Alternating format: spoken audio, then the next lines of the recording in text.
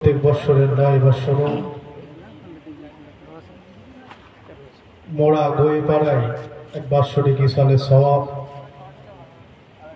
জলসার মাহফিল অনুষ্ঠিত হয়ে থাকে। এবছরও আল্লাহ করে সে মহৎ ইসালে সওয়াব জলসার মাহফিলের আয়োজন করা হয়েছে।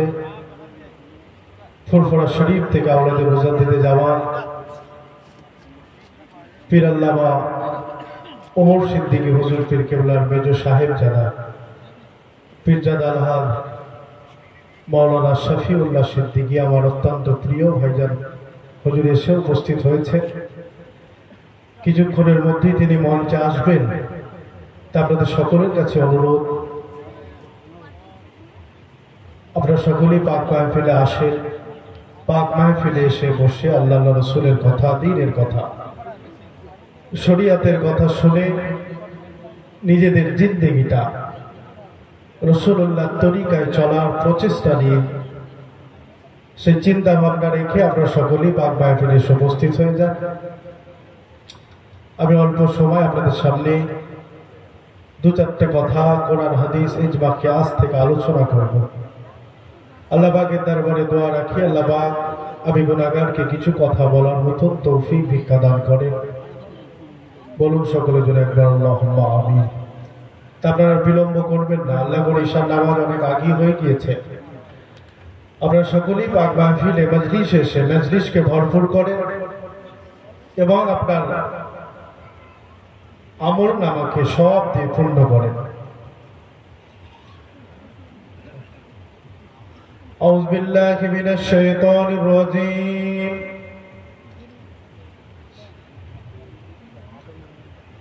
বিসমিল্লাহির রহমানির রহিম।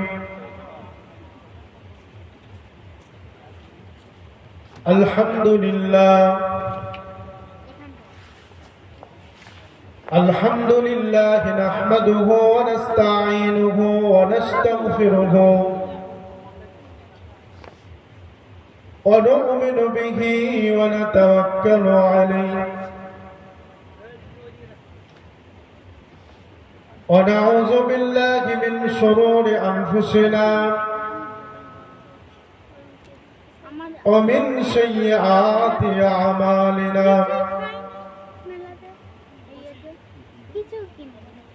من يهدي الله فلا مضل له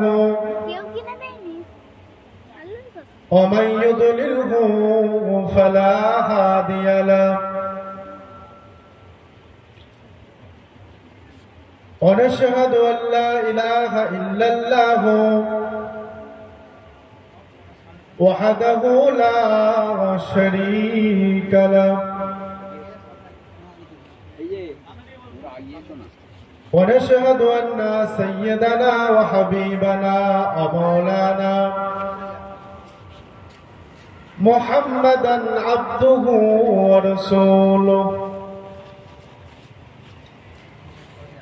أما بعد فقد قال الله تعالى في كلامه المجيد والفرقان الحميد يا أيها الذين آمنوا ادخلوا في السلم كافة ولا تتبعوا خطوات الشيطان إنه لكم عدو مبين وقال الله تعالى في كلامه المجيد والفرقان القديم قل إن كنتم تحبون الله فاتبعوني يحببكم الله ويغفر لكم ذنوبكم الله غفور رحيم وقال النبي صلى الله تعالى عليه وسلم من أحب سنتي فقد أحبني ومن أحبني كان معي في الجنة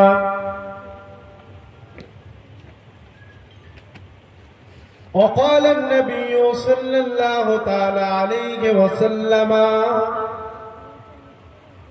من تمسك بسنتي عند فساد أمتي فله أجره مئات شاهدين أو كما قال عليهم السلام. وقال الله تعالى في شان حبيبه ورسوله مخبرا وآمرا إن الله وملائكته يصلون على النبي يا أيها الذين آمنوا صلوا عليه وسلموا تسليما. محبت درود اللهم صل على سيدنا وعلى آل سيدنا اللهم صل على سيدنا مولانا محمد وعلى آل سيدنا मुख्तार कायनात सा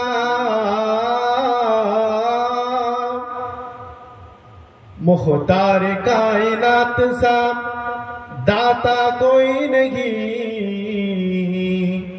मेरे रसूल पाक जैसा कोई नहीं यानी रसूल पाक के जैसा कोई नहीं। बोलুন না জোরে সুবহানাল্লাহ। আজকে আপনাদের এই জলসা ইশানে সওয়াব আজকের এই মাহফিল বিশ্বনবী সাল্লাল্লাহু আলাইহি ওয়াসাল্লামকে উপলক্ষ করে, তাই তো নাকি? জি, সিরাতুন নবীর জলসা, মিলাদুন নবীর মাহফিল। আল্লাহ পাক বিশ্বনবী সাল্লাল্লাহু আলাইহি ওয়াসাল্লামের মাকাম, আল্লাহ পাক আমার হুজুরের সম্মান, আল্লাহ পাক আমার হাবিবের মর্যাদা সব থেকে আলা করেছেন। বলুন না একবার জোরে সুবহানাল্লাহ। তো রাসূলুল্লাহর উপরে নাত পড়লে, রাসূলের উপর দরুদ পড়লে শুধু আমার আল্লাহর হাবিব নন, স্বয়ং আমার আল্লাহ পাক খুশি হন। বলুন না একবার জোরে সুবহানাল্লাহ। হাদিস পাকের মধ্যে আমার রাসূল বললেন, আল বাখিলু ইল্লা মান যুকিরতা ফালাম ইসাল্লি আলাইয়া।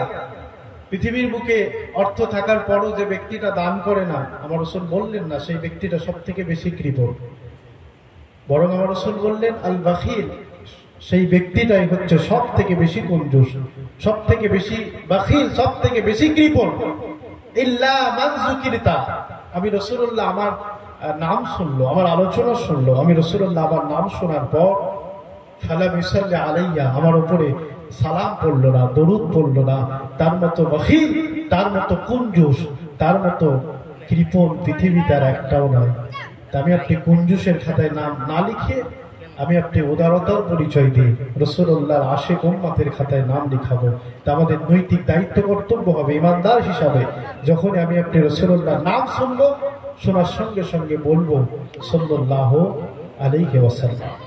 মুখতার কায়নাত সা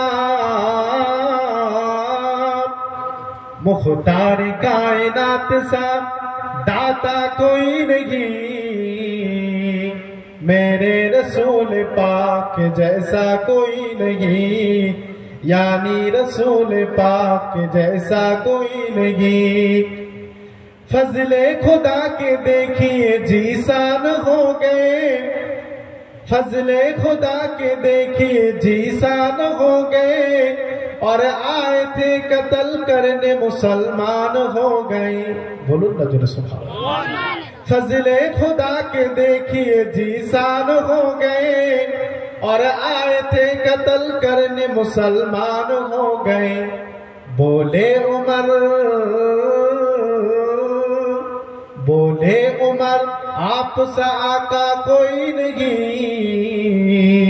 मेरे रसूल पाक के जैसा कोई नहीं यानी रसूल पाक के जैसा कोई नहीं। अल्लाहुम्मा सल्ली अला सय्यिदिना मौलाना मुहम्मद वअला आलि सय्यिदिना मौलाना मुहम्मद। अल्लाहुम्मा सल्ली अला सय्यिदिना मौलाना मुहम्मद वअला आलि سيدنا مولانا محمد اللهم صل على سيدنا مولانا محمد محمد بشر مولانا محمد محمد بشر ليس كالبشر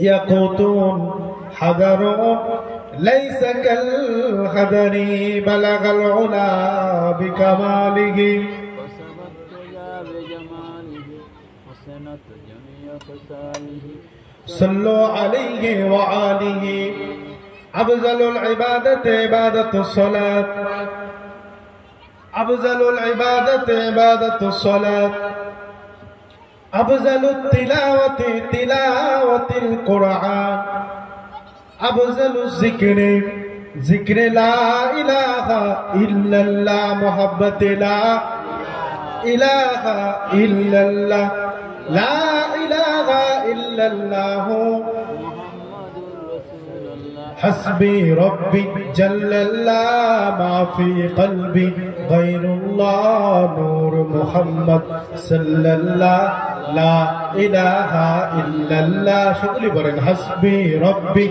جل الله ما في قلبي نور محمد صلى الله لا इलाहा इल्लल्लाह तेरे सदके में आका सारे जहां को दीन मिला बेदीनों ने कलमा पढ़ा ला इलाहा इल्लल्लाह हस्बी रब्बी जल्लल्लाह माफी कल्बी गैरुल्लाह नूर मुहम्मद सल्लल्लाह ला इलाहा इल्लल्लाह सिमते नबी बोझ हिल गया आका से उसने ये कहा सिमते नबी बोझ हिल गया आका से उसने ये कहा गर हो नबी बतलाओ जरा अपने मुट्ठी में है क्या मुट्ठी से कंकर बोला ला इलाहा इल्लल्लाह ला इलाहा इल्लल्लाह हस्बी रब्बी जल्लल्लाह माफी कल्बी खैरुल्लाह नूर मोहम्मद सल्लल्लाह ला इलाहा इल्लल्लाह ओ जो बिलाले हबसी है सरवरदी का प्यारा है ओ जो बिलाले हबसी है सरवरदी का प्यारा है हर आशिक की आंखों का ओ तारा है जुल्म हुए कितने उन पर सीने पर रखा पत्थर फिर भी लब पर जारी था ला इलाहा इल्लल्लाह हस्बी रब्बी जल्लल्लाह माफी कल्बी गैरुल्लाह नूर मुहम्मद सल्लल्लाह ला इलाहा इल्लल्लाह अपनी बहन से बोले उमर ए तो बता क्या करती थी अपनी बहन से बोले उमर ए तो बता क्या करती थी मेरे आने से पहले क्या चुप के पढ़ती थी बहन ने जब कुरान पढ़ा सुन के कलाम पाक खुदा दिलिए उमर का बोल उठा ला इलाहा इल्लल्लाह हस्बी रब्बी जल्लल्लाह माफी कल्बी गैरुल्लाह नूर मुहम्मद सल्लल्लाह ला इलाहा इल्लल्लाह अल्लाहुम्मा सल्लि अला सय्यिदिना मौलाना मुहम्मद व अला आलि सय्यिदिना সাল্লাল্লাহু আলাইহি ওয়াসাল্লাম বলুন সকলের জন্য সাল্লাল্লাহু আলাইহি ওয়াসাল্লাম প্যারা হাজিরানে মজলিস উপস্থিত আমার দিনদার ইমানদার নেককার আল্লাহ ওয়ালা নামাজি মুসল্লি রোজাদার সালেহীন আমার মুরব্বিয়ানেরা জওয়ান যুবকেরা পর্দার অন্তরালে অলক্ষ্যে অলক্ষিতা পর্দানশীলা ধার্মিকা গৃহের কাজে ব্যস্ত থাকা এবং ওয়াজ শ্রবণরত আমার আব্বাজান ও বোনেরা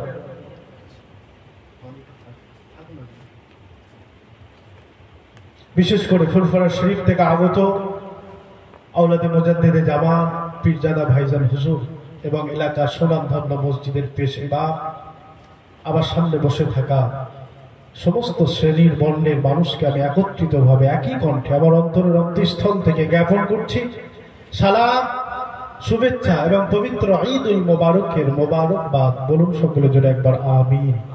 আর একটু জোরে বলা যাবে না আমিন? মোহাম্মদের তাকবীরের ধ্বনি দেন তো দেখি। নারায়ে তাকবীর, নারায়ে তাকবীর। সিলসিলায়ে হক মুজাদ্দিদে জামান, সিলসিলায়ে হক মুজাদ্দিদে জামান, বাৎসরিক ইসালের সওয়াব, বাৎসরিক ইসালের সওয়াব। মোরা জলসা কমিটি যুবক বৃন্দ বলুন জিন্দাবাদ। নারায়ে তাকবীর।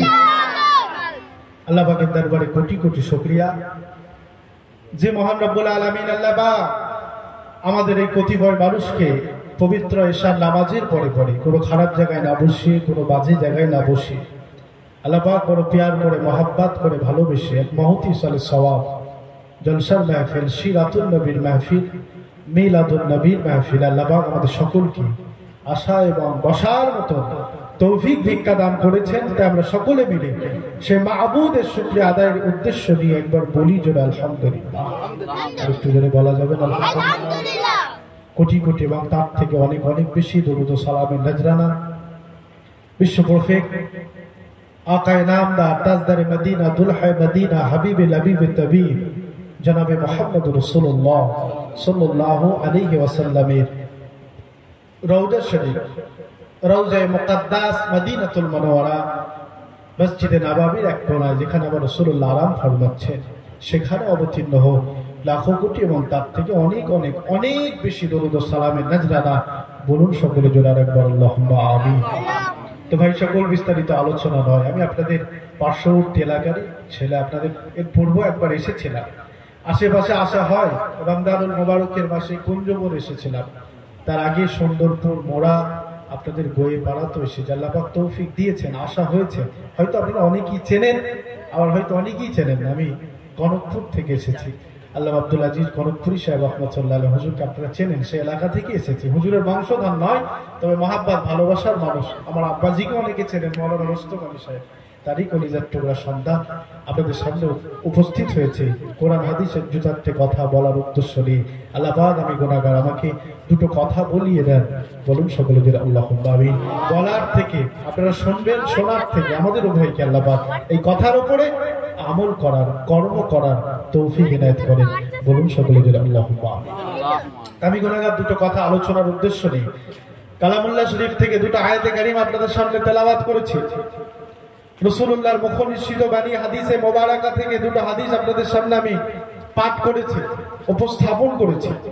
আল্লাহ পাকের দরবারে আরো দোয়া চাই, দোয়া রাখি আল্লাহ পাক যেন এই দুটো আয়াতে কারিমাকে সামনে রেখে এবং আমার রাসূলুল্লাহর পবিত্র মুখ নিঃসৃত বাণী এই হাদিসে মোবারকা দুটোকে সামনে রেখে আমি গুনাহগার, আমাকে দু চারটে বলার।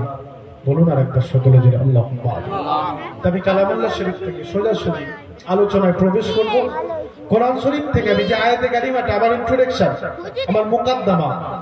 বাবু কথা বলেন, বেয়াদবি হবে। কোরআনের আলোচনা হলে চুপ করে বসে শুনতে হয়। আল্লাহর কোরআন বলেছে ইদা কুরিয়াল কুরআনু ফাসতামিউ লাহু ওয়া আমসিতু লাআল্লাকুম তুরহামুন। আজকের মাহফিলটা আমাদের শেখার মাহফিল, শুধু বয়স্করা শুনে শিখবে তা নয়, তোমাদের জন্য এটা শিক্ষার মজলিস।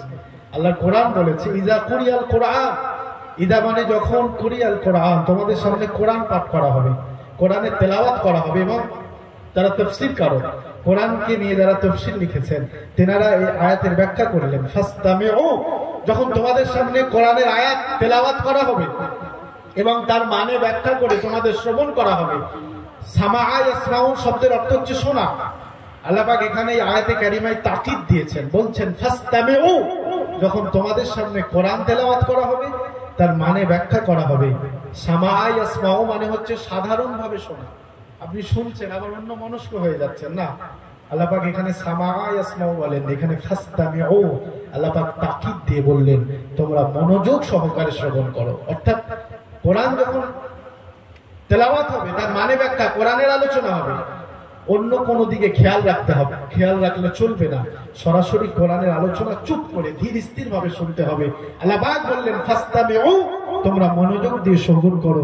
যদি বা তোমরা আমি আল্লাহ আমার কোরআনের তেলাওয়াত, কোরআনের মানে ব্যাখ্যা, কোরআনের আলোচনা যদি তোমরা মনোযোগ সহকারে শ্রবণ করো, তোমাদের উপকার কি হবে? লাআল্লাকুম তুরহামুন, আমি আল্লাহ পাক তোমাদের উপরে রহমত বর্ষণ করব। বলুন না আরেকবার জোরে সুবহানাল্লাহ। এই কোরআনের আলোচনা শুনতে গেলে চুপ করে শুনতে হয়। হাসি ঠাট্টা, দুনিয়ার সমস্ত খেয়াল, দুনিয়ার সমস্ত কথাবার্তাকে দূরে সরিয়ে দিতে হয়। আর রাসূলুল্লাহ মাহফিলটাকে বলেছেন বারায়ে জান্নাত, অর্থাৎ যে জায়গায় কোরআনের আলোচনা হয়, হাদিসের আলোচনা হয়, আল্লাহর কালামের, রাসূলুল্লাহর মুখনিসৃত বাণীর আলোচনা হয়, সেই জায়গাটাকে আমার রাসূলুল্লাহ বললেন বারায়ে জান্নাত, অর্থাৎ বেহেশতেরই বাগান। বলুন না আরেকবার জোরে সুবহানাল্লাহ। তো ভাই সকল, আমাদেরকে মন দিয়ে শুনতে হবে। আমি কোরআন থেকে যে আয়াতে কারিমা আপনাদের সামনে প্রথম তেলাওয়াত করলাম, আল্লাহ পাক উক্ত আয়াতে বললেন পৃথিবীর অন্য কোন জাতি, অন্য কোন কম, অন্য কোন গোত্রকে লক্ষ্য করে বলেননি। কোরআনে কিছু কিছু আয়াত এসেছে আল্লাহ পাক সমগ্র মানব জাতিকে লক্ষ্য করে বলেছেন ইয়া আইয়ুহান নাস, অর্থাৎ হে মানব মণ্ডলী। আল্লাহ পাক কিছু কিছু আয়াত আবার বলেছেন ইয়া আইয়ুহাল মুসলিমুন, হে মুসলমানগণ। কিন্তু আল্লাহ পাক এই আয়াতে কারিমা, আমি যে আয়াতটা আপনাদের সামনে ভূমিকাতে তেলাওয়াত করেছি, যে আয়াতের ব্যাখ্যা বিশ্লেষণ করতে চাই আপনাদের সম্মুখে, সেই আয়াতে কারিমা আল্লাহ পাক পার্টিকুলার একটা জাতিকে, একটা শ্রেণীকে, একটা বর্ণের মানুষকে লক্ষ্য করে বললেন। আল্লাহ পাক কি বললেন? আল্লাহ বলছেন ইয়া আইয়ুহাল্লাযীনা আমানু, শুধুমাত্র আল্লাহ পাক ঈমানদারদেরকে লক্ষ্য করে বললেন, পৃথিবীর সমগ্র মানুষকে লক্ষ্য করে নয়, মুসলমানদের লক্ষ্য করে নয়, পার্টিকুলার আল্লাহ পাক ঈমানদারদের লক্ষ্য করে বললেন ইয়া আইয়ুহাল্লাযীনা আমানু দুখুলু ফিস সিলমি কাফা, হে আমার ঈমানদার বিশ্বাসী বান্দাগণ, উদখুলু, তোমরা প্রবেশ করো, দাখিল হও, ফিস সিলমি, ইসলামের মধ্যে, কাফা, পরিপূর্ণভাবে, ওয়ালা তাত্তাবিউ খুতুওয়াতিশ শাইতান, তোমরা ইত্তেবা করো না, অনুসরণ করো না অভিশপ্ত ইবলিস শয়তানের, ইন্নাহু লাকুম আদুউম মুবিন। আল্লাহ পাক ইবলিসের অনুসরণ করতে মানা করলেন। আল্লাহ পাক তারপরেই বললেন কেন তোমরা ইবলিসের অনুসরণ করবে না, কারণটা কি? আল্লাহ পাক বললেন ইন্নাহু লাকুম আদুউম মুবিন, কারণ ইবলিস শয়তান হচ্ছে তোমাদের প্রকাশ্য দুশমন। বলুন না একবার জোরে নাউযুবিল্লাহ।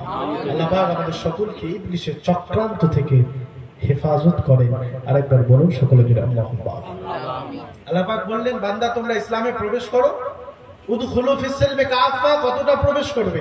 পরিপূর্ণ প্রবেশ করবে, কিছুটা রাখবে, কিছুটা ছাড়বে, হবে না।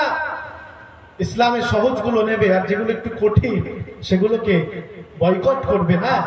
এটা পরিপূর্ণ প্রবেশ নয়। যেটা সহজ সেটাও যেমন মানবে, মান্যতা দেবে, যেটা শক্ত, যেটা কঠিন সেটাও তোমাকে মানতে হবে, এবং ইবলিসের অনুকরণ ছাড়তে হবে। ইবলিস শয়তান তোমাদের প্রকাশ্য দুশমন। এখানে আমি আপনি যদি আল্লাহকে প্রশ্ন করি, আল্লাহ আপনি তো ইসলামে পরিপূর্ণ প্রবেশ করতে বললেন, ইবলিসের অনুকরণ করতে আমাদের নিষেধ করলেন, এর আপনি আল্লাহ আমরা ইবলিসের অনুসরণ করবো না, তো কার অনুসরণ করবো সেটাও তো আপনাকে বলতে হবে।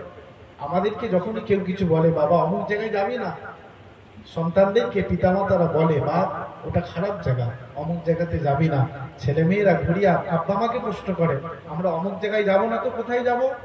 তখন বাপ মা বলে অমুক জায়গায় যাবি, অমুক ব্যক্তির কাছে যাবি, অমুক ছেলের কাছে যাবি, ওই মানুষটা ভালো, ওর কাছে বসলে তুই জ্ঞান হাসিল করবি। ঠিক তেমনই আল্লাহ বললেন বান্দা তোরা ইবলিসের অনুকরণ করিস না। আমি আপনি যদি আল্লাহকে প্রশ্ন করি, রাব্বি আল্লাহ ইবলিসের অনুসরণ করব না, তো কার অনুসরণ করব? আল্লাহ পাক আমাকে আপনাকে এই প্রশ্নের সুযোগই দেননি। আল্লাহ পাক তার অনেক আগে আমাকে আপনাকে এই প্রশ্নের সহজ উত্তর দিয়ে দিয়েছেন। বলুন না একবার জোরে সুবহানাল্লাহ। আমার রব্বুল আলামিন আল্লাহ পাক কালামুল্লাহ শরীফের অন্যতর একটা আয়াতে কারিমায় জানিয়ে দিলেন কুল ইন কুনতুম তুহিব্বুনাল্লাহ ফাত্তাবিউনি ইউহিব্বুকুমুল্লাহ ওয়া ইয়াগফির লাকুম যুনুবাকুম আল্লাহু গফুরুর রহিম। আমার আপনার অনেকের আয়াতে মোবারকাটা মুখস্থ, ওয়াইজিনদের মুখ থেকেও বারবার শ্রবণ করেছি। আমার আল্লাহ পাক রব্বুল আলামিন কোরআনুল কারীমের মধ্যে আমার আল্লাহ পাক আমার রাসূলুল্লাহকে জানিয়ে দিলেন কুল, হে রাসূল আপনি বলুন ইন কুনতুম তুহিব্বুনাল্লাহ, যদি কোনো বান্দা বান্দি আমি আল্লাহ পাক আমাকে মহব্বত করতে চাই, আমি আল্লাহ পাক আমাকে ভালোবাসতে চাই, ফাত্তাবিউনি, তারা যেন আপনি রাসূল আপনার ইত্তিবা করে। একটু কি জোরে জোরে বলা যাবে না সুবহানাল্লাহ? তারপরে আমার আল্লাহ পাক জানিয়ে দিলেন, যে ব্যক্তি আপনি রাসূল আপনার অনুসরণ করবে, আপনার অনুকরণ করবে, ইউহিব্বুকুমুল্লাহ, সে ব্যক্তিটা আপনি রাসূল আপনার ইত্তিবার মাধ্যম দিয়ে, আপনার অনুসরণ অনুকরণের মাধ্যম দিয়ে, ইউহিব্বুকুমুল্লাহ, সে যেন আমি আল্লাহ পাক আমাকে মহব্বত করলো, আমি আল্লাহ পাক আমাকে ভালোবাসলো। যে ব্যক্তিটা আমি আল্লাহ পাক আমাকে ভালোবেসে নিতে পারলো, ওয়ায়াগফির লাকুম যুনুবাকুম, ওয়ায়াগফির লাকুম যুনুবাকুম। গাফারা ইয়াগফিরু শব্দের অর্থ হচ্ছে মাফ করে দেওয়া, ক্ষমা করে দেওয়া। আল্লাহ পাক রব্বুল আলামিন আমাদেরকে আবার রাসূলুল্লাহর মাধ্যম দিয়ে জানিয়ে দিলেন, যে ব্যক্তিরা রাসূলুল্লাহর অনুসরণ অনুকরণের মাধ্যম দিয়ে আমার আল্লাহ পাককে মহব্বত করে নিতে বললো, ভালোবেসে নিতে বললো, আমার আল্লাহ পাক জানিয়ে দিলেন ওয়ায়াগফির লাকুম যুনুবাকুম, আমি আল্লাহ পাক তার জীবনে জিন্দেগি সমস্ত সাগীরা গুনাহগুলোকে আমি আল্লাহ পাক মাফ করে দেব। একটু কি জোরে জোরে বলা যাবে না সুবহানাল্লাহ?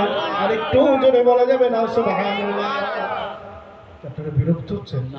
বলবো তো নাকি যে আল্লাহ পাকের বাণী কত সুন্দর। আমরা আল্লাহ পাক সবকিছু কোরআনে বলেছেন, শুধু আমরা কোরআন পড়ি বুঝি না, এটা আমাদের ঘাটতি। কোরআন আমাকে আপনাকে পড়তে হবে, কোরআন তো পড়ি না। রামাদানুল মুবারককে পেয়েছিলাম, আল্লাহ পাক একটা মওকা দিয়েছিলেন আমাদের কোরআন শোনার। আমরা তারাবিতে কোরআন শুনি, অন্যান্য মাসের তুলনায় রামাদানুল মুবারকে বান্দার ইবাদতের একটা গুরুত্ব আলাদা থাকে। কেন? রামাদানুল মুবারকে 30টা দিন আমার আল্লাহ পাক রব্বুল আলামিন ইবলিস শয়তানকে শিকল বুদ্ধি অর্থাৎ শিকল বুদ্ধি শিকল দিয়ে আমার আল্লাহ পাক ইবলিসকে বেঁধে রাখেন। বলুন না যেটা সুবহানাল্লাহ।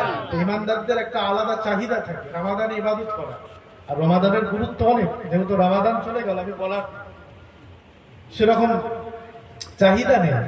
যদি রমাদানের আগে হতো রমজান সম্পর্কে আলোচনা করতাম, তবু আল্লাহ পাক রব্বুল আলামিন যদি আমাদের হায়াতে রেখে আগামী বছর রমাদান দেন, রমাদানের গুরুত্ব অবশ্যই জানা দরকার আছে আমাদের। রমাদানুল মুবারকের মাস এমন একটা মাস যেটাকে আমি আপনি কয়েক সপ্তাহ আগেই ফেলে রেখে এলাম। আল্লাহ পাক যদি আগামী বছর হায়াত দেন, রমাদানকে পাবো। রমাদানে আবার আল্লাহ পাক ইবলিসকে শিকল বদ্ধি করে রাখেন, শিকল দিয়ে বেঁধে রাখেন। শুধু তাই নয়, আমার আল্লাহ পাক রমাদানুল মুবারকের মাসে রাহমাত, মাগফিরাত এবং নাজাত দিয়ে পরিপূর্ণ করে দেন। বলুন না আরেকবার জোরে সুবহানাল্লাহ। আল্লাহর একটা খাস রহমত থাকে রমাদানে। রমাদানের মাসে আমরা যেভাবে সুখে আহার থেকে অনাহারে থেকে আমি আপনি আহার থেকে দূরে থেকে অনাহারে থেকে রোজা উদযাপন করি, অন্য মাস যদি এটা হতো আমি আপনি কোশ্চিন কালো সারাদিন এত কষ্ট করে রোজা রাখতে পারতাম না। কথা ঠিক বলুন না ভুল বললাম? আমার অনেক ভাইয়েরাই শাওয়াল মাসে রোজা রাখেন, বিশেষ করে মা বোনেরা। শাওয়ালে 6টা রোজা আছে নফল। আমার রাসূলুল্লাহ বলেছেন, যারা রমাদানুল মুবারকে 30টা রোজা রাখলো তারা 30টা রোজার সওয়াব পেল।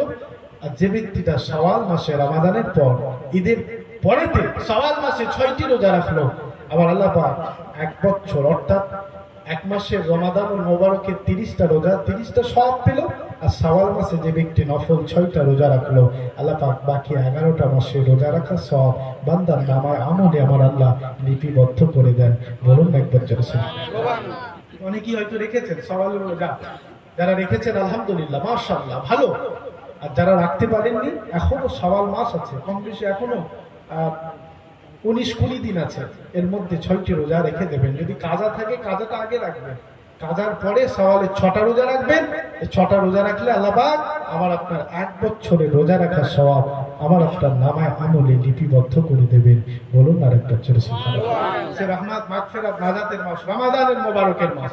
তবে রমজানের রোজা ছেড়ে 6টা শাওয়ালের রোজা রাখবো না, এটা কাজে আসবে না। আগে রমাদানের রোজা, রমাদানে আল্লাহ পাক এত মর্যাদা দিয়েছেন, রমাদানের এত আমার আল্লাহ পাক সম্মান দিয়েছেন। রমাদানুল মুবারকে বান্দা যদি একটা ফরজ ইবাদত করে, আল্লাহ পাক 70টা ফরজের সওয়াব বান্দার নামায় আমলে আমার আল্লাহ লিখে দেন। আরেকবার বলুন না জোরে সুবহানাল্লাহ। ও আমার ভাইরা, জওয়ানেরা, যুবকেরা, মুরব্বিয়ানেরা, শুধু তাই নাই, রমাদানুল মুবারকের মাসে বান্দা যদি একটা নফল ইবাদত করে, আমার আল্লাহ পাক ফরজ ইবাদতের সওয়াব বান্দার আমলের নামায় আমলে লিপিবদ্ধ করেন।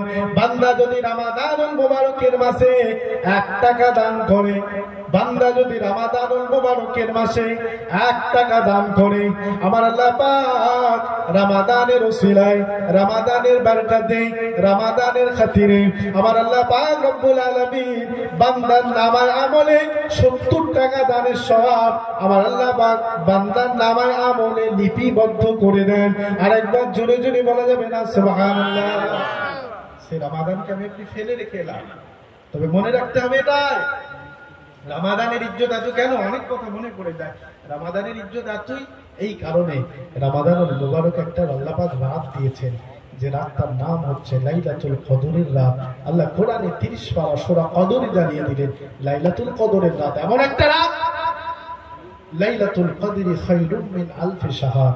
লাইলাতুল কদরের রাত হচ্ছে হাজার হাজার মাসের থেকেও উত্তম রাত। আরেকবার বলুন না জোরে সুবহানাল্লাহ। একটা রাতের ইবাদত করলে আমার আল্লাহ পাক এক রাতের ইবাদতের সওয়াব বান্দার নামায় আমলে হাজার হাজার মাসের থেকেও বেশি ইবাদত করলে যে সওয়াব হয়, সেই সওয়াব এক রাত্রে ইবাদত করলে আমার আল্লাহ পাক বান্দার নামায় আমলে লিখে দেন।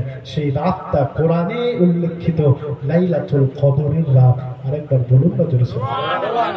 লাইলাতুল কদরের কেন এত সম্মান? কেন একটা রাত 1000 মাসের থেকে উত্তম? এর কারণ কি? লাইলাতুল কদরে আমার আল্লাহ পাক বললেন লাইলাতুল কদরি খায়রুম মিন আলফি শাহর। পরে আল্লাহ পাক বললেন তানাজ্জালুল মালাইকাতু ওয়া রূহ। এই রাত এমন একটা রাত যে রাত্রে আমি আল্লাহ পাক শুধু এত সওয়াব দিই তাই নয়, আমার ফেরেশতাদেরকে সাথে আর রূহ এবং রুহুল আমিনকেও আমি আল্লাহ পাক প্রথম আসমানে নাজিল করে দিই। আরেকবার বলুন না জোরে সুবহানাল্লাহ। এত মর্যাদাপূর্ণ রাত কেন? কারণটা কি? সূরা কদরের প্রথমেই আমার আল্লাহ পাক কারণ বলে দিলেন। এই লাইলাতুল কদরের এত সম্মান একটাই কারণ, লাইলাতুল কদরের রাত্রে আমার আল্লাহ পাক জানিয়ে দিয়েছেন ইন্না আনজালনাহু ফি লাইলাতিল কদর। আসল কথাটাই তো বলি না আপনাদের সামনে, কেন এত লাইলাতুল কদরের সম্মান? আল্লাহ বলছেন ইন্না নিশ্চয় আনজালনা আমি আল্লাহ পাক নাজিল করেছি, অবতীর্ণ করেছি হু ফি লাইলাতিল কদর। হু বলতে আমার আল্লাহ পাক এখানে কালামুল্লাহ শরীফকে বোঝালেন, ফি মানে মধ্যে, লাইলাতুল কদর অর্থাৎ লাইলাতুল কদরের রাতে আমি আল্লাহ পাক রব্বুল আলামিন কোরআনকে অবতীর্ণ করে লাইলাতুল কদরের সম্মান, রমাদানের সম্মান আমি আল্লাহ পাক আকাশ চুম্বি করে দিয়েছি। আরেকবার বলুন না সকলে জোরে সুবহানাল্লাহ। কোরআন কার উপর অবতীর্ণ হয়েছিল? কথা বলে আল্লাহ পাক যদি আমার হুজুরকে দুনিয়াতে না পাঠাতেন, কোরআনকে পাঠাতেন না? তাহলে রমাদানের এত সম্মান, লাইলাতুল কদরের এত সম্মান একটাই কারণ, কোরআন অবতীর্ণ হয়েছে, অবশ্যই এর জন্য সম্মান। কিন্তু কোরআন আল্লাহ পাক যার উপরে অবতীর্ণ করেছেন তিনি হচ্ছেন বিশ্ব নবী, বিশ্ব প্রফেট জনাবে আকা মুহাম্মদুর রাসূলুল্লাহ সাল্লাল্লাহু আলাইহি ওয়াসাল্লামের সম্মানার্থে আমার আল্লাহ পাক রমাদানের সম্মানকে বৃদ্ধি করে দিয়েছেন। আরেকবার বলুন না জোরে সুবহানাল্লাহ। সাথে সাথে এই উম্মতে মুহাম্মাদীদের জন্য আলাদা উপহার, রমাদানে 30টা রোজা রাখলে 1 মাসের সওয়াব, আর খাস উম্মতে মুহাম্মাদীর জন্য সওয়ালে আলাদা 6টা রোজা রাখলে সারা বছর 365 দিন রোজা রাখার সওয়াব শুধুমাত্র খাস উম্মতে মুহাম্মাদীর জন্য আমার আল্লাহ পাক উপহার, উপঢৌকন, গিফট স্বরূপ দিয়েছেন। আরেকবার বলুন সকলে জোরে সুবহানাল্লাহ। তো ভাই সকল, আমার বলার উদ্দেশ্য যেটা, আমি যে কথা বলতে বলতে এতটা দূর আগিয়ে এসেছি। আল্লাহ পাক রব্বুল আলামিন কোরআনে কি বললেন? তোমরা ইবলীসের অনুসরণ অনুকরণ ছাড়ো আর মুহাম্মদুর রাসূলুল্লাহ সাল্লাল্লাহু আলাইহি ওয়াসাল্লামের অনুসরণ করো। এক কথায় উদখুলু ফিস সিলমি কাফা। দ্বীন ইসলামে পরিপূর্ণ প্রবেশ করতে গেলে আমাকে আপনাকে ইবলীসের অনুকরণ ছাড়তে হবে আর মুহাম্মদুর রাসূলুল্লাহর অনুকরণ করতে হবে। ইবলীসের অনুসরণে হয়তো দুনিয়াতে একটু আরাম আয়েশ আছে, শান্তি আছে, কিন্তু আখিরাতে শান্তি নাই। আখিরাতে শান্তি পেতে গেলে, দুনিয়াতে মাথা উঁচু করে বাঁচতে গেলে, সম্মানের সাথে বাঁচতে গেলে একমাত্র রাসূলুল্লাহর তাবেদারি, রাসূলুল্লাহর ইত্তেবা, অনুসরণ অনুকরণ ব্যতীত অন্য কোনো জায়গাতে নাই। কথা ঠিক বললাম না ভুল বললাম? তাহলে আমাকে আপনাকে হুজুরের অনুসরণ করতে হবে, হুজুরের অনুকরণ করতে হবে। আর আমি আপনি তখনই কাউকে অনুসরণ করি, তখনই কাউকে অনুকরণ করি যখন তাকে আমি আপনি ভালোবাসি, মহাব্বত করি, কোনো ব্যক্তির অনুসরণ করতে গেলে তাকে আগে মহাব্বত করতে হবে, তাকে আগে ভালোবাসতে হবে। ভালোবাসা ব্যতীত আমি আপনি কোনো ব্যক্তির অনুসরণ করতে পারি না। বর্তমান সিচুয়েশনে দেখা যায় আমার অনেক ইয়াং জেনারেশন আছে, যুবক বন্ধু আছে যারা বড় বড় ক্রিকেটার, ফুটবলার, অভিনেতাদের অনুসরণ করে। বর্তমান টি20 IPL খেলা হচ্ছে, আমি তো খেলা বুঝি না, বলে সব দেখি বন্ধু বান্ধব টুকটাক আছে তো তারা বলে খেলা হচ্ছে, মিস্টার ধোনি একজন ভালো বোলার, তাও আমার অত ভালো না নেই, যাই হোক সে নাকি খুব ভালো খেলছে, তাই ধোনির নাম করে তারা, ধোনিকে ভালোবাসে, তার অনুসরণও অনেকে করে। সে যেভাবে চুল রেখেছে তার অনুসরণ করে। আমাদের ইন্ডিয়ান ক্রিকেট টিমের যে বর্তমান অধিনায়ক, ক্যাপ্টেন, যার নাম হচ্ছে বিরাট কোহলি, অনেকে তাকে ভালোবাসে। আমার ইয়াং জেনারেশন, সে যেমন দাড়ি কেটেছে তার অনুসরণ করে মুসলমানের ছেলে ঠিক সেই রকম দাড়ি রাখে। মনে রাখবেন, এদের অনুসরণ অনুকরণে আল্লাহর খুশি নাই, আমার আল্লাহ সন্তুষ্ট নাই, আমার রাসূলুল্লাহ সন্তুষ্টি নাই। একমাত্র আমি আপনি যদি রাসূলকে খুশি করতে যাই, আমার আল্লাহ পাককে খুশি করতে যাই, তাহলে আমাকে আপনাকে ফাত্তাবিউনি, আমার রাসূলুল্লাহর ইত্তেবা করতে হবে। আর রাসূলুল্লাহর ইত্তেবা, অনুসরণ অনুকরণটাই হচ্ছে ইউহিব্বুকুমুল্লাহ, আমার আল্লাহর মহাব্বত, আমার আল্লাহর ভালোবাসা।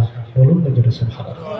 রাসূলকে অনুসরণ করতে গেলে আমাকে আপনাকে আগে রাসূলকে মহাব্বত করতে হবে, রাসূলকে আগে ভালোবাসতে হবে। ভালোবাসা ব্যতীত আমি আপনি রাসূলুল্লাহর অনুসরণ অনুকরণ করতে পারবো না। আমার প্রতি যদি আপনাদের শ্রদ্ধা নাই আসে, সম্মান যদি না আসে, আমার কথা আপনাদের ভালো লাগবে না। তাহলে আমার কথা শোনার আগে আমার প্রতি আপনাদের একটা ভালোবাসা লাগবে, একটা শ্রদ্ধা লাগবে, সম্মান লাগবে। আপনাদের থেকে আমি বয়সে ছোট, আমার প্রতি আপনাদের স্নেহ লাগবে, তবেই আমার কথা আপনাদের ভালো লাগবে, পছন্দ হবে। ঠিক তাই আল্লাহ পাক কোরআনে আমার রাসূলুল্লাহর ইত্তেবা, অনুসরণ অনুকরণ করতে বললেন। আমাকে আপনাকে রাসূলুল্লাহকে ইত্তেবা, অনুসরণ অনুকরণ করার আগে আমাকে আপনাকে আল্লাহর হাবিবকে ভালোবাসতে হবে, মহাব্বত করতে হবে। আর আমাদের মূল সম্পদ যেটা আমি আপনি ঈমান বলে যেটাকে জানি, আর রাসূলুল্লাহর মহাব্বত, ভালোবাসাটাই হচ্ছে আমাদের ঈমান। বলুন না জোরে সুবহানাল্লাহ। ও আমার ভাইজানেরা, জওয়ানেরা, যুবকেরা, মুরব্বিয়ানেরা, আমার আপনার নবী, দয়ার নবী, প্যারা নবী আমার হাদিস পাকের মধ্যে জানিয়ে দিলেন, লা ইউমিনু আহাদুকুম হাত্তা আকুনা আহাব্বা ইলাইহি মিন ওয়ালিদিহি ওয়া ওয়ালাদিহি ওয়ান নাসি আজমাইন। রাসূল আমার বললেন, লা ইউমিনু আহাদুকুম, কোন ব্যক্তি ঈমানদার হতে পারবে না, হাত্তা আকুনা আহাব্বা ইলাইহি, যতক্ষণ পর্যন্ত না সেই ব্যক্তিটা আমি রাসূলুল্লাহ আমাকে মহব্বত করতে না পারবে, আমি রাসূলুল্লাহ আমাকে ভালোবাসতে না পারবে। লা ইউমিনু আহাদুকুম, কোন ব্যক্তি ঈমানদার হতে পারবে না, হাত্তা আকুনা আহাব্বা ইলাইহি, যতক্ষণ না সেই ব্যক্তিটা আমি রাসূলুল্লাহ আমাকে মহব্বত করতে না পারবে, ভালোবাসতে না পারবে, প্যার করতে না পারবে। আমার রাসূলুল্লাহ এটাও জানিয়ে দিলেন, মহাব্বত যে করবে, মহাব্বতের পরিমাণটা কতটা হবে আল্লাহর হাবিব সেটাও জানিয়ে দিয়েছেন। কোন ব্যক্তি ঈমানদার হতে পারবে না যতক্ষণ পর্যন্ত না আমি রাসূলুল্লাহ আমাকে প্যার করবে, মহাব্বত করবে, ভালোবাসবে। মহাব্বত করার, ভালোবাসার পরিমাণটা কতটা হবে, মিওয়ালিদিহি ওয়া ওয়ালাদিহি ওয়ান নাসি আজমাইন, যতক্ষণ পর্যন্ত না সেই ব্যক্তিটা আমি রাসূলুল্লাহ আমাকে তার সন্তান সন্ততি, পিতা মাতা, এক কথায় দুনিয়ার সমস্ত মানুষের থেকে বেশি আমাকে প্যার না করবে, ভালোবাসতে না পারবে, ততক্ষণ পর্যন্ত সেই ব্যক্তিটা কমপ্লিট ঈমানদার হতে পারবে না। একটু কি জোরে জোরে বলা যাবে না সুবহানাল্লাহ? আর একটু জোরে বলা যাবে না সুবহানাল্লাহ?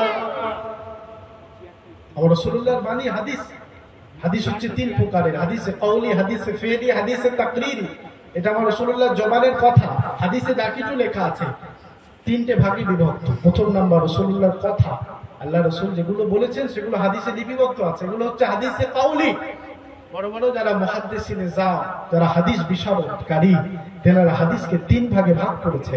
প্রথম হচ্ছে হাদিসে কওলি, রাসূলুল্লাহর কথা। দ্বিতীয় নাম্বার হচ্ছে হাদিসে ফি'লি, রাসূলুল্লাহর কর্ম অর্থাৎ রাসূলুল্লাহর কাজগুলোকে হাদিসের মধ্যে লেখা আছে সেগুলোকে বলা হয় হাদিসে ফি'লি।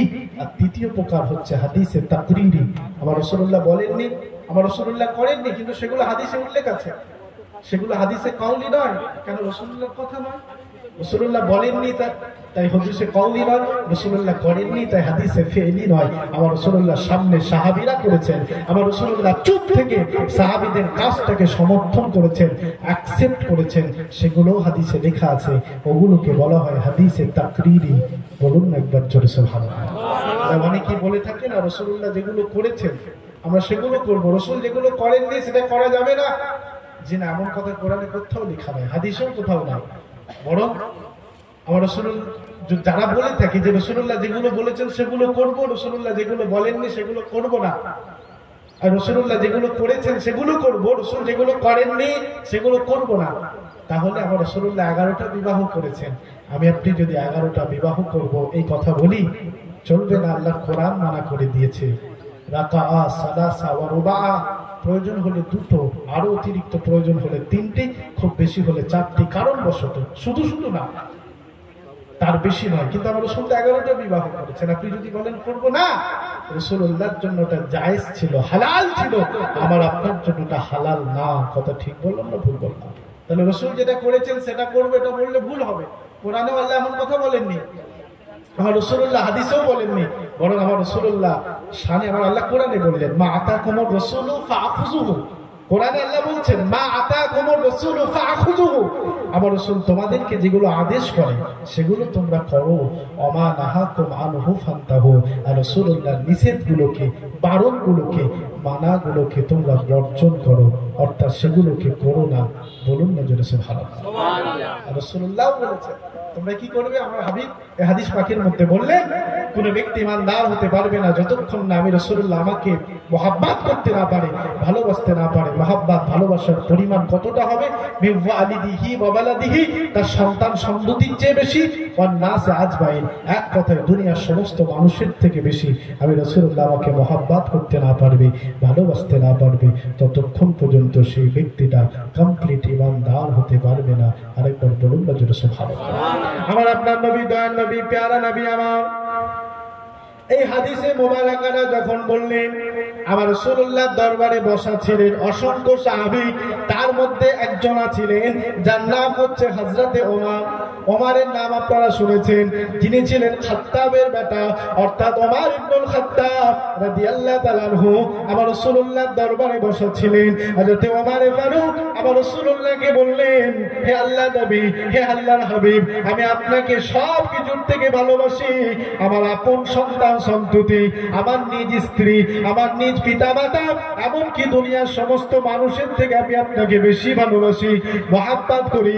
কিন্তু ইয়া রাসূলুল্লাহ, ইয়া হাবিবাল্লাহ হুজুর, আমি ওমর আমার নিজের থেকে বেশি আপনাকে প্যার করতে পারি না, আমি ওমর আমার নিজের থেকে বেশি আপনাকে ভালোবাসতে পারি না।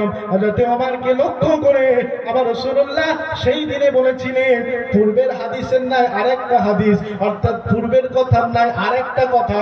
আমার রাসূলুল্লাহ ওমরকে লক্ষ্য করে বললেন, লা ইউমিনু আহাদুকুম, কোন ব্যক্তি ঈমানদার হতে পারবে না, হাত্তা আকুনা আহাব্বা ইলাইহি মিন নাফসিহি, অর্থাৎ সেই ব্যক্তিটা যতক্ষণ না তার নিজের নফসের থেকে বেশি, তার নিজের থেকে অধিক আমি রাসূলুল্লাহ আমাকে প্যার করতে না পারবে, মহব্বত করতে না পারবে, ভালোবাসতে না পারবে, ততক্ষণ পর্যন্ত সেই ব্যক্তিটা কমপ্লিট ঈমানদার, মুমিন হতে পারবে না। একটু কি জোরে জোরে বলা যাবে না সুবহানাল্লাহ? আর একটু জোরে বলা যাবে না সুবহানাল্লাহ?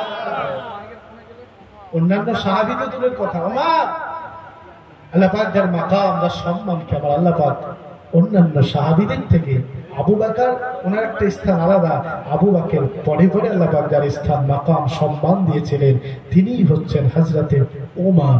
আরেকবার বলুন না জোরে সুবহানাল্লাহ। সেই ওমর বলছেন, ইয়া রাসূলুল্লাহ, আমি সব কিছুর থেকে আপনাকে বেশি প্যার করি, মহব্বত করি, ভালোবাসি, কিন্তু ইয়া রাসূলুল্লাহ, হাবিব আল্লাহ হুজুর, আমার নিজের জানের থেকে আপনাকে বেশি ভালোবাসতে পারি না। আমার রাসূল বললেন, না বাবা ওমর, তুমি কমপ্লিট ঈমানদার, মুমিন হতে পারোনি। হযরত ওমরের লজ্জায় মাথাটা হাত হয়ে গেল, আমি রাসূলুল্লাহকে এত ভালোবাসি, সব কিছুর থেকে আমি অন্য ধর্ম ছেড়ে সেখানে আমার একটা বড় সম্মান, আধিপত্য ছিল। আপনারা জানেন মক্কার যত কুফারে কুরাইশ ছিল, কাফেরদের নেতা ছিল, তার মধ্যে হযরতে ওমর ছিলেন অন্যতম। কথা ঠিক বললাম না ভুল বললাম? হযরতে ওমর ছিলেন একজন বলিষ্ঠ যুবক, ক্ষমতাশালী ব্যক্তিত্ব। হযরতে ওমরকে সকলে একচিত্রে ভয় খেত। এমনকি হযরতে ওমর ফারুককে কারুর দ্বারা আমার রাসূলুল্লাহকে যখন পরাজয় করতে পারেনি, আমার রাসূলুল্লাহর বিরোধিতা করে আমার রাসূলুল্লাহকে আটকাতে পারেনি, ওমরের মতো মানুষকে আমার রাসূলুল্লাহর গর্দানটাকে জুদা করার জন্য মক্কার অন্যান্য কুফফারে কুরাইশরা সকলে একত্রিত হয়ে পাঠিয়েছিল সেই ওমরকে। কথা ঠিক বললাম না ভুল বললাম? আর সেই ওমর বলছেন, ইয়া রাসূলুল্লাহ, ইয়া হাবিবাল্লাহ, হুজুর আমি সব কিছুর থেকে আপনাকে বেশি ভালোবাসি, বেশি প্যার করি, বেশি মহব্বত করি, কিন্তু রাসূলুল্লাহ আমার নিজের জানের থেকে আপনাকে বেশি ভালোবাসতে পারি না। আবার রাসূলুল্লাহ বললেন, না বাবা ওমর, তুমি এখনো কমপ্লিট ঈমানদার হতে পারোনি। হযরত ওমর ফারুক রাদিয়াল্লাহু তাআলা আনহু মাথাটা হাত করে আমার রাসূলুল্লাহর মহব্বতের কথা, ভালোবাসার কথা চিন্তা করতে লাগলেন। ওমর ফারুক আমার রাসূলুল্লাহর প্রেম ভালোবাসায় ডুব দিলেন। আমার রাসূলুল্লাহর প্রেমের সাগরে ডুব দিয়ে হযরত ওমর ফারুকের এমন একটা সময় এসে দাঁড়ালো, আসমানের দিকে আঙুলটা ইশারা করে, শাহাদাত আঙুলটা আসমানের দিকে তুলে আমার রাসূলুল্লাহর নূরের চেহারার দিকে তাকিয়ে হযরত ওমর ফারুক বলে উঠলেন, হযরত ওমর ফারুক আমার রাসূলুল্লাহর প্রেমে মশগুল হয়ে গিয়ে, আমার রাসূলুল্লাহর ভালোবাসায় পাগল হয়ে গিয়ে হযরত ওমর ফারুক আমার রাসূলুল্লাহকে বললেন, ইয়া রাসূলুল্লাহ, ইয়া হাবিবাল্লাহ, হুজুর আমি ওমর এখন আমার নিজের জানের থেকেও আপনাকে বেশি প্যার করতে পেরেছি। আমি ওমর এখন আমার নিজের জানের থেকেও বেশি আপনাকে মহব্বত করতে পেরেছি।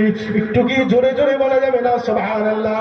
আর একটু জোরে বলা যাবে না সুবহানাল্লাহ? মহব্বতে দুরূদ আল্লাহুম্মা সাল্লি আলা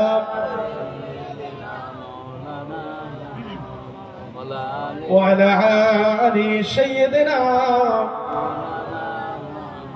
আল্লাহুম্মা সাল্লি আলা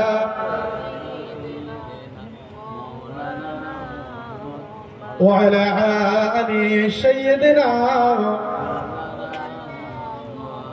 হুরো गिलमान देखे रास्ता सरकार का, रास्ता सरकार का, हुरो गिलमान देखे रास्ता सरकार का, रास्ता सरकार का, रूहुल अमीन चूमे तलवा सरकार का, तलवा सरकार का, रूहुल अमीन चूमे तलवा सरकार का, तलवा सरकार का।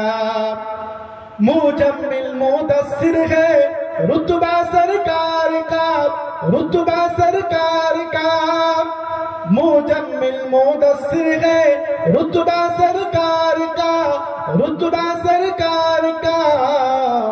पढ़ती है आयत आयत खुतबा सरकार का, खुतबा सरकार का, पढ़ती है आयत आयत खुतबा सरकार का, खुतबा सरकार का। हरगिज़ ना बेटियों को समझो हाकिर तुम, समझो हाकिर तुम, हरगिज़ ना बेटियों को समझो हाकिर तुम, समझो हाकिर तुम। बेटियों से चलता है सजरा सरकार का, सजरा सरकार का, बेटियों से चलता है सजरा सरकार का, सजरा सरकार का। दिल की तकदीर को भी एक दिन मिराज हो, एक दिन मिराज हो, दिल की तकदीर को भी एक दिन मिराज हो, एक दिन मिराज हो। देखे ख्वाब ही में चेहरा सरकार का, चेहरा सरकार का, देखे ख्वाब ही में चेहरा सरकार का, चेहरा सरकार का। अल्लाहुम्मा सल्ली अला सय्यदना मौलाना मुहम्मद व अला आलि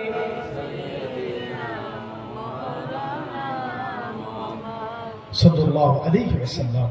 তো ভাই সকল, আমি আপনাদের সামনে যে আলোচনা করছিলাম, রাসূলুল্লাহর মহব্বত ভালোবাসা হচ্ছে আমাদের ঈমানের মূল। হযরত ওমর বললেন, ইয়া রাসূলুল্লাহ, হাবিবাল্লাহ, হুজুর আমি এখন আমার নিজের জানের থেকে আপনাকে বেশি ভালোবাসতে পেরেছি। আমি আমার নিজের অন্তরের থেকে, নিজের প্রাণের থেকে, অর্থাৎ আমি ওমর আমার নিজের থেকে বেশি আপনাকে বেশি প্যার করতে পেরেছি, মহাব্বত করতে পেরেছি, ভালোবাসতে পেরেছি। তখন আমার রাসূলুল্লাহ বললেন, বাবা ওমর, তুমি কমপ্লিট ঈমানদার মুমিন হতে পেরেছো।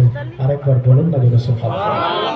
এখন আমি আপনি যদি দাবি করি, আমি যদি আপনাদের প্রশ্ন করি বা আপনারা যদি আমাকে প্রশ্ন করেন যে আমি আপনি রাসূলুল্লাহকে কতটা ভালোবেসেছি, আমি আপনি তো মুখে উম্মতে মুহাম্মাদি দাবি করি, মুহাম্মদ মুস্তাফা সাল্লাল্লাহু আলাইহি ওয়াসাল্লামের আশিক দাবি করি, বছরে একবার বিশ্ব নবী দিবসের জলসাও পালন করি।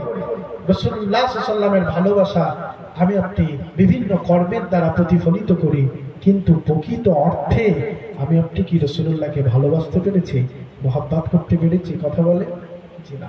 বরং আমাদের কাজের দ্বারা, আমাদের কর্মের দ্বারা, আমাদের কথাবার্তা, চলাফেরা, ওঠা বসার দ্বারা আমার রাসূলুল্লাহ সুন্নাতকে অবমাননা করেছি, অসম্মান করেছি। কত ঠিক বললাম না ভুল বললাম? আছে প্রকৃত অর্থে যদি আমি আপনি রাসূলুল্লাহকে ভালোবাসি, মুখে দাবি করি, তাহলে আমাকে আপনাকে সেটা প্রকৃত অর্থে কাজে কর্মে প্রতিফলিত করতে হবে। কাজে কর্মে প্রতিফলিত করতে গেলে আমাদের প্রত্যেকটা কাজ, আমাদের জন্ম থেকে নিয়ে মৃত্যু পর্যন্ত, শৈশবকালীন জীবন থেকে একদম বৃদ্ধকালীন কবরে যাওয়ার আগ পর্যন্ত আমাদের প্রত্যেকটা কাজ, প্রত্যেকটা কর্ম হবে আমার রাসূলুল্লাহ সুন্নাত মোতাবেক। কথা ঠিক বললাম না ভুল বললাম? তবেই তো আপনি রাসূলুল্লাহর প্রকৃত উম্মত, প্রকৃত আশিক, রাসূলুল্লাহর মুহিব্বিন উম্মত। তখনই আমি আপনি হব যখন রাসূলকে সব কিছুর থেকে বেশি ভালোবেসে রাসূলুল্লাহ সুন্নাত মোতাবেক জীবনকে অতিবাহিত করব। আর রাসূলুল্লাহ হাদিস পাকের মধ্যে বলেছেন, মান আহাব্বা সুন্নতি ফাকাদ আহাব্বানি ওয়া মান আহাব্বানি কানা মাই ফিল জান্নাহ। কারা রাসূলুল্লাহকে প্রকৃত অর্থে ভালোবাসে, মহব্বত করে, প্যার করে, রাসূলুল্লাহ সেটাও বললেন, মান আহাব্বা সুন্নতি, মানে যে বা যারা আহাব্বা সুন্নতি, আমি রাসূলুল্লাহ আমার সুন্নাতকে মহব্বত করে, আমি রাসূলুল্লাহ আমার সুন্নাতকে প্যার করে, আমি রাসূলুল্লাহ আমার সুন্নাতকে ভালোবাসে, ফাকাদ আহাব্বানি, সে যেন স্বয়ং সম্পূর্ণ আমি রাসূলুল্লাহ আমাকেই ভালোবাসে। আরেকবার বলুন না সুবহানাল্লাহ। ফাকাদ আহাব্বানি ওয়া মান আহাব্বানি কানা মাই ফিল জান্নাহ।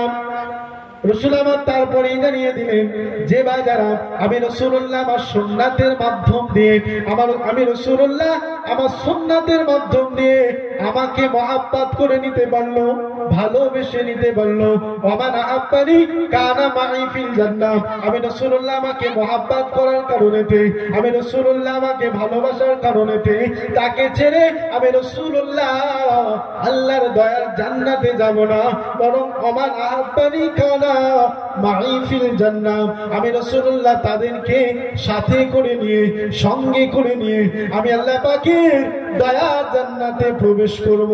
একটু কি জোরে বলা যাবে না সুবহানাল্লাহ? আর একটু জোরে বলা যাবে না সুবহানাল্লাহ? রাসূলুল্লাহর মহব্বত, ভালোবাসা মানে হচ্ছে রাসূলুল্লাহ সুন্নাতের অনুসরণ, রাসূলুল্লাহ সুন্নাতের অনুকরণ। আপনি যদি রাসূলের সুন্নাতকে অনুকরণ না করেন, আপনি কোশ্চিন কালেও রাসূলুল্লাহর আশিক উম্মত হতে পারবেন না। কথা ঠিক বললাম না ভুল বললাম? আমি যেটা বোঝাতে চাইছিলাম আপনাদের, আমি আপনি তখনই কারোর অনুকরণ করি যখন আমি আপনি তাকে মহব্বত করতে পারি, ভালোবাসতে পারি, তাহলে আমি আপনি রাসূলুল্লাহ অনুকরণ করব নিশ্চয়ই। এটা আমার আপনার জন্য করণীয়, বাধ্যতামূলক। তবে রাসূলুল্লাহর অনুসরণের আগে আমি আপনি অন্তরের থেকেও বেশি আমার হাবিবকে মহব্বত করব। বলুন না সকলে জোরে ইনশাআল্লাহ? আরেকবার বলুন না সকলে জোরে ইনশাআল্লাহ? তো ভাই সকল, রাসূলুল্লাহকে মহব্বত করতে গেলে, ভালোবাসতে গেলে আমাদের কাজটা আলাদা হবে।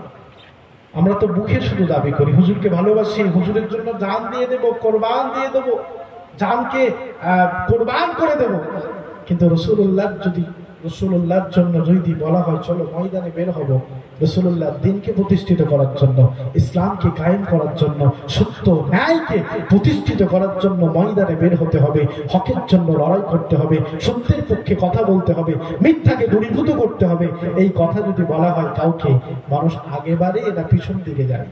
কথা বলে না, আগে বাড়ে না, শুধু কোনখানে বিরিয়ানি আছে সেদিকে লক্ষ্য রাখে না। এটা রাসূলুল্লাহর ভালোবাসা নয়। শুধু নবী দিবস দেব, সিরাতুন নবীর জলসা দেব, মিলাদুন নবীর মাহফিল দেব, গতানুগতিক ওয়াজ শুনবো, বিরিয়ানি খাবো, বাড়ি চলে যাব না। এটা রাসূলুল্লাহর নীতি আদর্শ, রাসূলুল্লাহর ভালোবাসা মহাব্বত নয়। রাসূলুল্লাহর মহাব্বত ভালোবাসা হচ্ছে ওটাই, ন্যায়ের পক্ষে কথা বলতে হবে, সত্যের পক্ষে সোচ্চার হতে হবে, অন্যায় দেখলে তার প্রতিবাদ করতে হবে, অন্যায়কে বিতাড়িত করতে হবে, অন্যায়কারী ব্যক্তির জন্য আমাকে আপনাকে বিচার সকলে মিলে একত্রিত হয়ে অন্যায়কারী ব্যক্তিকে বয়কট করতে হবে। এটাই হচ্ছে রাসূলুল্লাহর প্রকৃত মহাব্বত। কথা ঠিক বললাম না ভুল বললাম? না, আমরা এদিকে না, আমরা বিরিয়ানি কোথায় আছে সেদিকে শুধু খুঁজি, সেদিকে লক্ষ্য রেখে আছে। শুধু মুখে উম্মতে মুহাম্মাদি হলে হবে না, আশিক হলে হবে না, প্রকৃত অর্থে কাজে কর্মে আমাকে আপনাকে উম্মতে মুহাম্মাদি হতে হবে, যেমনটি হয়েছিলেন হযরতে ওমর। বলুন না জোরে সুবহানাল্লাহ। শুধু মুখে বলেন ইয়া রাসূলুল্লাহ আমি আপনাকে নিজের জানের থেকে বেশি ভালোবাসি, শুধু মুখে ওমর বলেন না কথা, বরং সেটা কাজে কর্মে প্রতিফলিত করেও দেখিয়েছিলেন। আরেকবার বলুন না জোরে সুবহানাল্লাহ। আমার ভাইজানেরা, জওয়ানেরা, যুবকেরা, মুরব্বিয়ানেরা, আমার আপনার নবী, দয়ার নবী, প্যারা নবী আমার যে দিনে দুনিয়া ছেড়ে চলে গেলেন, দুনিয়া ছেড়ে চলে যাওয়ার পরেতে হযরতে ওমর ফারুক, আমার রাসূলুল্লাহর ওফাত, আমার রাসূলুল্লাহর ইন্তেকালটা হযরতে ওমর ফারুক সহ্য করতে পারেননি। আমার রাসূলুল্লাহ দুনিয়া ছেড়ে চলে গেছেন, হযরতে ওমর ফারুক বিশ্বাস করতে পারছেন না। হযরতে ওমর ফারুক রাদিয়াল্লাহু তাআলা আনহু আমার রাসূলুল্লাহর ইন্তেকাল, আমার রাসূলুল্লাহর ওফাতটা মেনে নিতে পারছেন না। হযরতে আবু বকর তিনি বুঝদার ছিলেন, হযরতে আবু বকর মেনে নিতে বাধ্য হলেন, কারণ কোরআনে আল্লাহ পাক ঘোষণা করে দিয়েছেন কুল্লু নাফসিন জায়কাতুল মাউত। কুল্লু মানে তামাম, নাফসুন মানে আত্মা, জায়কা মানে স্বাদ, মাউত মানে মৃত্যু। অর্থাৎ প্রত্যেক জানদারকে, প্রত্যেক নাফসওয়ালাকে একদিন মৃত্যুর স্বাদ চাখতে হবে। তাই হযরতে আবু বকর মানতে বাধ্য হয়েছে আমার রাসূলুল্লাহ একজন মানুষ, তিনি অবশ্যই দুনিয়াতে জন্মেছেন, তিনারও মৃত্যু অনিবার্য। আমার রাসূলুল্লাহ ইন্তেকাল করে গিয়েছেন, রাসূলকে আমরা জীবদ্দশায় পাবো না। হযরতে আবু বকর এটা মানতে বাধ্য হয়েছে, কিন্তু ওমর ফারুককে কোনোভাবেই বোঝানো যাচ্ছে না। হযরতে ওমর ফারুক রাদিয়াল্লাহু তাআলা আনহু বলছেন, যেই ব্যক্তি বলবে আমার রাসূলুল্লাহ ইন্তেকাল হয়ে গিয়েছেন, আমার রাসূলুল্লাহ মারা গিয়েছেন, আমার রাসূলুল্লাহর ওফাত হয়ে গিয়েছে, যেই ব্যক্তি এই কথাটা আমি ওমর ফারুক আমার সম্মুখে একবার উচ্চারণ করবে, আমি তার গর্দানটাকে জুদা করে দেব। হযরতে ওমর ফারুককে কোনোভাবেই মানানো যাচ্ছে না। হযরতে ওমর ফারুক যেন পাগল পাড়া হয়ে গিয়েছেন। হযরতে আবু বকর সিদ্দিক রাদিয়াল্লাহু তাআলা আনহু হযরতে ওমরকে বোঝালেন, হযরতে ওমর ফারুক কিছুটা বুঝ পেলেন। হযরতে ওমর ফারুক মানতে বাধ্য হলেন আমার রাসূলুল্লাহ ইন্তেকাল হয়ে গিয়েছেন। হযরতে ওমর ফারুক এতটা আমার রাসূলকে ভালোবাসতেন, মহব্বত করতেন, প্যার করতেন।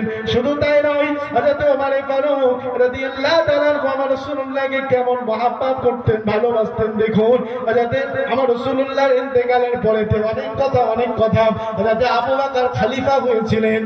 আবু বকর ওমরের মধ্যে একটা, আপনার অনেকে ওমরকে খলিফা হিসেবে মানতে চেয়েছিলেন, অনেকে আবু বকরকে মানতে চেয়েছিলেন। হযরত আবু বকর অনেক কথা আপনারা জানেন। আবু বকর ওমরকে বললেন, রে ওমর তুমি খলিফা হও। হযরত ওমর বললেন, না আপনি থাকতে আমি খলিফা হতে পারবো না। হযরত ওমরকে বললেন আবু বকর, না ওমর তুমি খলিফা হও। হযরত ওমর বললেন, না আমি বলছি আপনি খলিফা হন। যাই হোক অনেক কথা, সর্বশেষ সম্মতিতে আমার রাসূলুল্লাহ সাহাবী হযরত আবু বকর সিদ্দিক খলিফা হয়েছিলেন।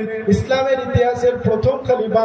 রাসূলুল্লাহর পরে হযরত আবু বকর খেলাফত অর্জন করলেন। অল্প কিছুদিন হযরত আবু বকর খেলাফতি করার পর আবু বকরের ইন্তেকালের পরেতে আমার রাসূলুল্লাহর মহব্বতের সাহাবী হযরত ওমর ফারুক খলিফা হলেন। কোন ওমর? যে ওমরের স্থানে আমার রাসূলুল্লাহ বলেছিলেন আনা খাতামান নবিয়্যিন। আমার রাসূলুল্লাহ বললেন আমি রাসূলুল্লাহ হচ্ছি শেষ নবী, লা নাবিয়্যা বাদি, আমার পরে কোন নবী রাসূল পয়গম্বর আসবে না। আমার আল্লাহ পাক যদি কাউকে নবী বানাতেন ফাহুয়া ওমরুন, তাহলে আমার সাহাবী হযরত ওমরকে আমার আল্লাহ পাক নবী হিসেবে আমার আল্লাহ পাক মান্যতা দিতেন। অর্থাৎ ওমরকে আমার আল্লাহ পাক নবী বানাতেন। একটু কি জোরে জোরে বলা যাবে না সুবহানাল্লাহ? হযরত ওমর ফারুক নবী হননি, কারণ আমার আল্লাহ পাক আমার রাসূলুল্লাহর মাধ্যম দিয়ে নবুয়তের দরজাকে সমাপ্তি ঘোষণা করেছে। আমার রাসূলুল্লাহ শেষ নবী, আবু বকর প্রথম খলিফা, হযরত ওমর ফারুক দ্বিতীয় খলিফা। হযরত ওমর ফারুকের আমলে হযরত ওমর ফারুক হজ করতে গিয়েছেন, কাবা বাইতুল্লাহ তওয়াফ করছেন। কাবা তওয়াফ আপনার হজ করতে গেলে কাবাকে 7 বার প্রদক্ষিণ করতে হয়, যেটাকে আরবিতে তাওয়াফ বলা হয়। হযরত ওমর ফারুক রাদিয়াল্লাহু তাআলা আনহু কাবা শরীফ তাওয়াফ করছেন, আর কাবার দেওয়ালে রাখা রয়েছে জান্নাতি পাথর, যেটা আদম আলাইহিস সালামের আমলে আমার আল্লাহ পাক জান্নাতের উপহার স্বরূপ দুনিয়াতে পাঠিয়েছিলেন, যে পাথরটার নাম হচ্ছে হাজারে আসওয়াদ। হযরত ওমর ফারুক রাদিয়াল্লাহু তাআলা আনহু কাবা তাওয়াফ করছেন, আর কাবা তাওয়াফ করতে করতে কাবার দেওয়ালে রাখা হাজারে আসওয়াদকে চুমা দিতে হয়, পোষা দিতে হয়। এটা আমার রাসূলুল্লাহ সুন্নাত, কারণ আমার রাসূলুল্লাহ হাজারে আসওয়াদে চুমা দিয়েছিলেন, পোষা দিয়েছিলেন। কিন্তু হযরত ওমর ফারুক কাবা শরীফকে তাওয়াফ করছেন, আর কাবার দেওয়ালে রাখা হাজারে আসওয়াদকে লক্ষ্য করে বলছেন, হে হাজারে আসওয়াদ, আমি কাবা তাওয়াফ করব বটে, কিন্তু আমি তোমাকে চুমা দেব না, পোষা দেব না। হযরত ওমর ফারুক এইভাবে কাবা তাওয়াফ করছেন, আর হাজারে আসওয়াদকে লক্ষ্য করে এমন কথা বলছেন। কিন্তু এমন একটা সময় এসে দাঁড়ালো, হযরত ওমর ফারুক সহ্য করতে পারলেন না, কাবার দেওয়ালে রাখা হাজারে আসওয়াদকে চুমা দিয়ে বসলেন, পোষা দিয়ে বসলেন। আর হাজারে আসওয়াদকে লক্ষ্য করে আমার রাসূলুল্লাহ সাহাবী হযরত ওমর বলেছিলেন, হে হাজারে আসওয়াদ, আমি তোমাকে চুমা দিতাম না, আমি তোমাকে পোষা দিতাম না, আমি তোমাকে চুমা দিয়েছি এই কারণে আমার রাসূলুল্লাহর জীবদ্দশায় আমার হাবিব যখন কাবাকে তাওয়াফ করেছিলেন, কাবা তাওয়াফ করতে করতে আমার রাসূলুল্লাহ তোমাকে চুমা দিয়েছিলেন, আমার রাসূলুল্লাহ তোমাকে পোষা দিয়েছিলেন। আমি রাসূলুল্লাহর মহব্বতে, আমি রাসূলুল্লাহর ভালোবাসায় হে হাজারে আসওয়াদ, আমি তোমাকে চুমা দিয়েছি। একটু কি জোরে জোরে বলা যাবে না সুবহানাল্লাহ? আর একটু জোরে বলা যাবে না সুবহানাল্লাহ? সেই ওমর শুধু মুখে নয়, অন্তর থেকে আমার রাসূলকে ভালোবেসেছেন, প্যার করেছেন, মহব্বত করেছেন। আমি তো, আপনি তো, আমরা প্রত্যেকেই শুধু মুখে দাবি করি রাসূলকে ভালোবাসি। যদি প্রকৃত অর্থে আমি আপনি রাসূলকে ভালোবাসতাম, তাহলে এখনো পর্যন্ত আমি আপনি নামাজ থেকে দূরে থাকতাম না। কথা ঠিক বললাম না ভুল বললাম? কারণ নামাজের জন্য আমার রাসূলুল্লাহ জীবনকে উৎসর্গ করলেন। আল্লাহর হাবিব 40 বছর বয়স পর্যন্ত মক্কার কুফারে কুরাইশদের কাছে ছিলেন সব থেকে ভালো মানুষ।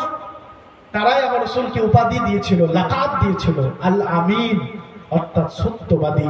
শুধু তাই না, এর মধ্যেই সীমাবদ্ধ ছিল মক্কার কুফারে কুরাইশরা আল আমিন বলে ক্ষান্ত হয়েছিল তা নয়।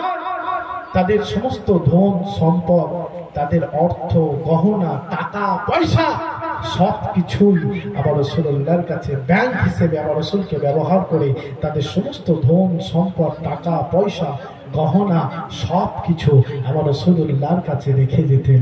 একটু কি জোরে বলা যাবে না? এতটাই মক্কার মানুষের আমার রাসূলকে বিশ্বাস করত। কিন্তু 40 বছর বয়সে এসে আমার রাসূলুল্লাহ যখন নবুয়ত প্রাপ্ত হলেন, দুনিয়াতে আনুষ্ঠানিকভাবে আমার রাসূলুল্লাহ যখন নবুয়ত প্রাপ্ত হলেন, নবী হলেন, রাসূলুল্লাহ নবুয়ত প্রাপ্তির পর যখন একত্ববাদের দাওয়াত, হকের দাওয়াত, সত্যের দাওয়াত, আল্লাহ এক, লা ইলাহা ইল্লাল্লাহ মুহাম্মাদুর রাসূলুল্লাহ, নেই কোনো মাবুদ, নেই কোনো উপাস্য, নেই কোই ইবাদত কে লায়েক, অর্থাৎ ইবাদতের সমতুল্য কেউ নাই আল্লাহ ছাড়া, আর মুহাম্মাদুর রাসূলুল্লাহ, আমি মুহাম্মদ হচ্ছে আল্লাহর রাসূল। এই কালেমার দাওয়াত যখন আমার রাসূলুল্লাহ দিতে লাগলেন, একত্ববাদের দাওয়াত দিতে লাগলেন, তখন মক্কার কুফারে কুরাইশরা আমার রাসূলুল্লাহর বিরোধিতা করতে শুরু করলো। কথা ঠিক বললাম না ভুল বললাম? সকলে আমার রাসূলুল্লাহর কাছ থেকে পিছু হাঁটতে লাগলো। দেখবেন আপনি সমাজে সমস্ত কাজগুলো যদি আপনি অন্যায়গুলোকে মাথা নত করে মেনে নেন, আপনি সবার কাছে ভালো থাকবেন। কিন্তু যখন আপনি ন্যায়ের পক্ষে কথা বলবেন, অন্যায়কে দেখে সোচ্চার হবেন, সত্যের পক্ষে কথা বলবেন, আপনাকে সমাজের সকলে তখন বয়কট করবে। কথা ঠিক না ভুল বললাম? জি, আমার রাসূলুল্লাহ তাই 40-এর পর থেকে যখন আল্লাহর একের দাওয়াত, সত্যের দাওয়াত, ন্যায়ের দাওয়াত দিতে লাগলেন, আল্লাহ ছাড়া কোনো মাবুদ নেই, আল্লাহ এক, আর আমি মুহাম্মদ, আমাকে আল্লাহ পাক নবী হিসেবে মনোনীত করেছেন, আমাকে নবী বলে মেনে নাও। যখন রাসূলুল্লাহ এই দাওয়াত দিতে লাগলেন, আর পরবর্তীতে তো নামাজ ফরজ হলো। রাসূল যখন মেরাজে গেলেন, রজবের 26 তারিখ দিবাগত 27 রাত্রে, এই গত কয়েক মাস আগে অতিবাহিত হয়ে গেল, রমাদানের আগে শাবান, তার আগে রজব।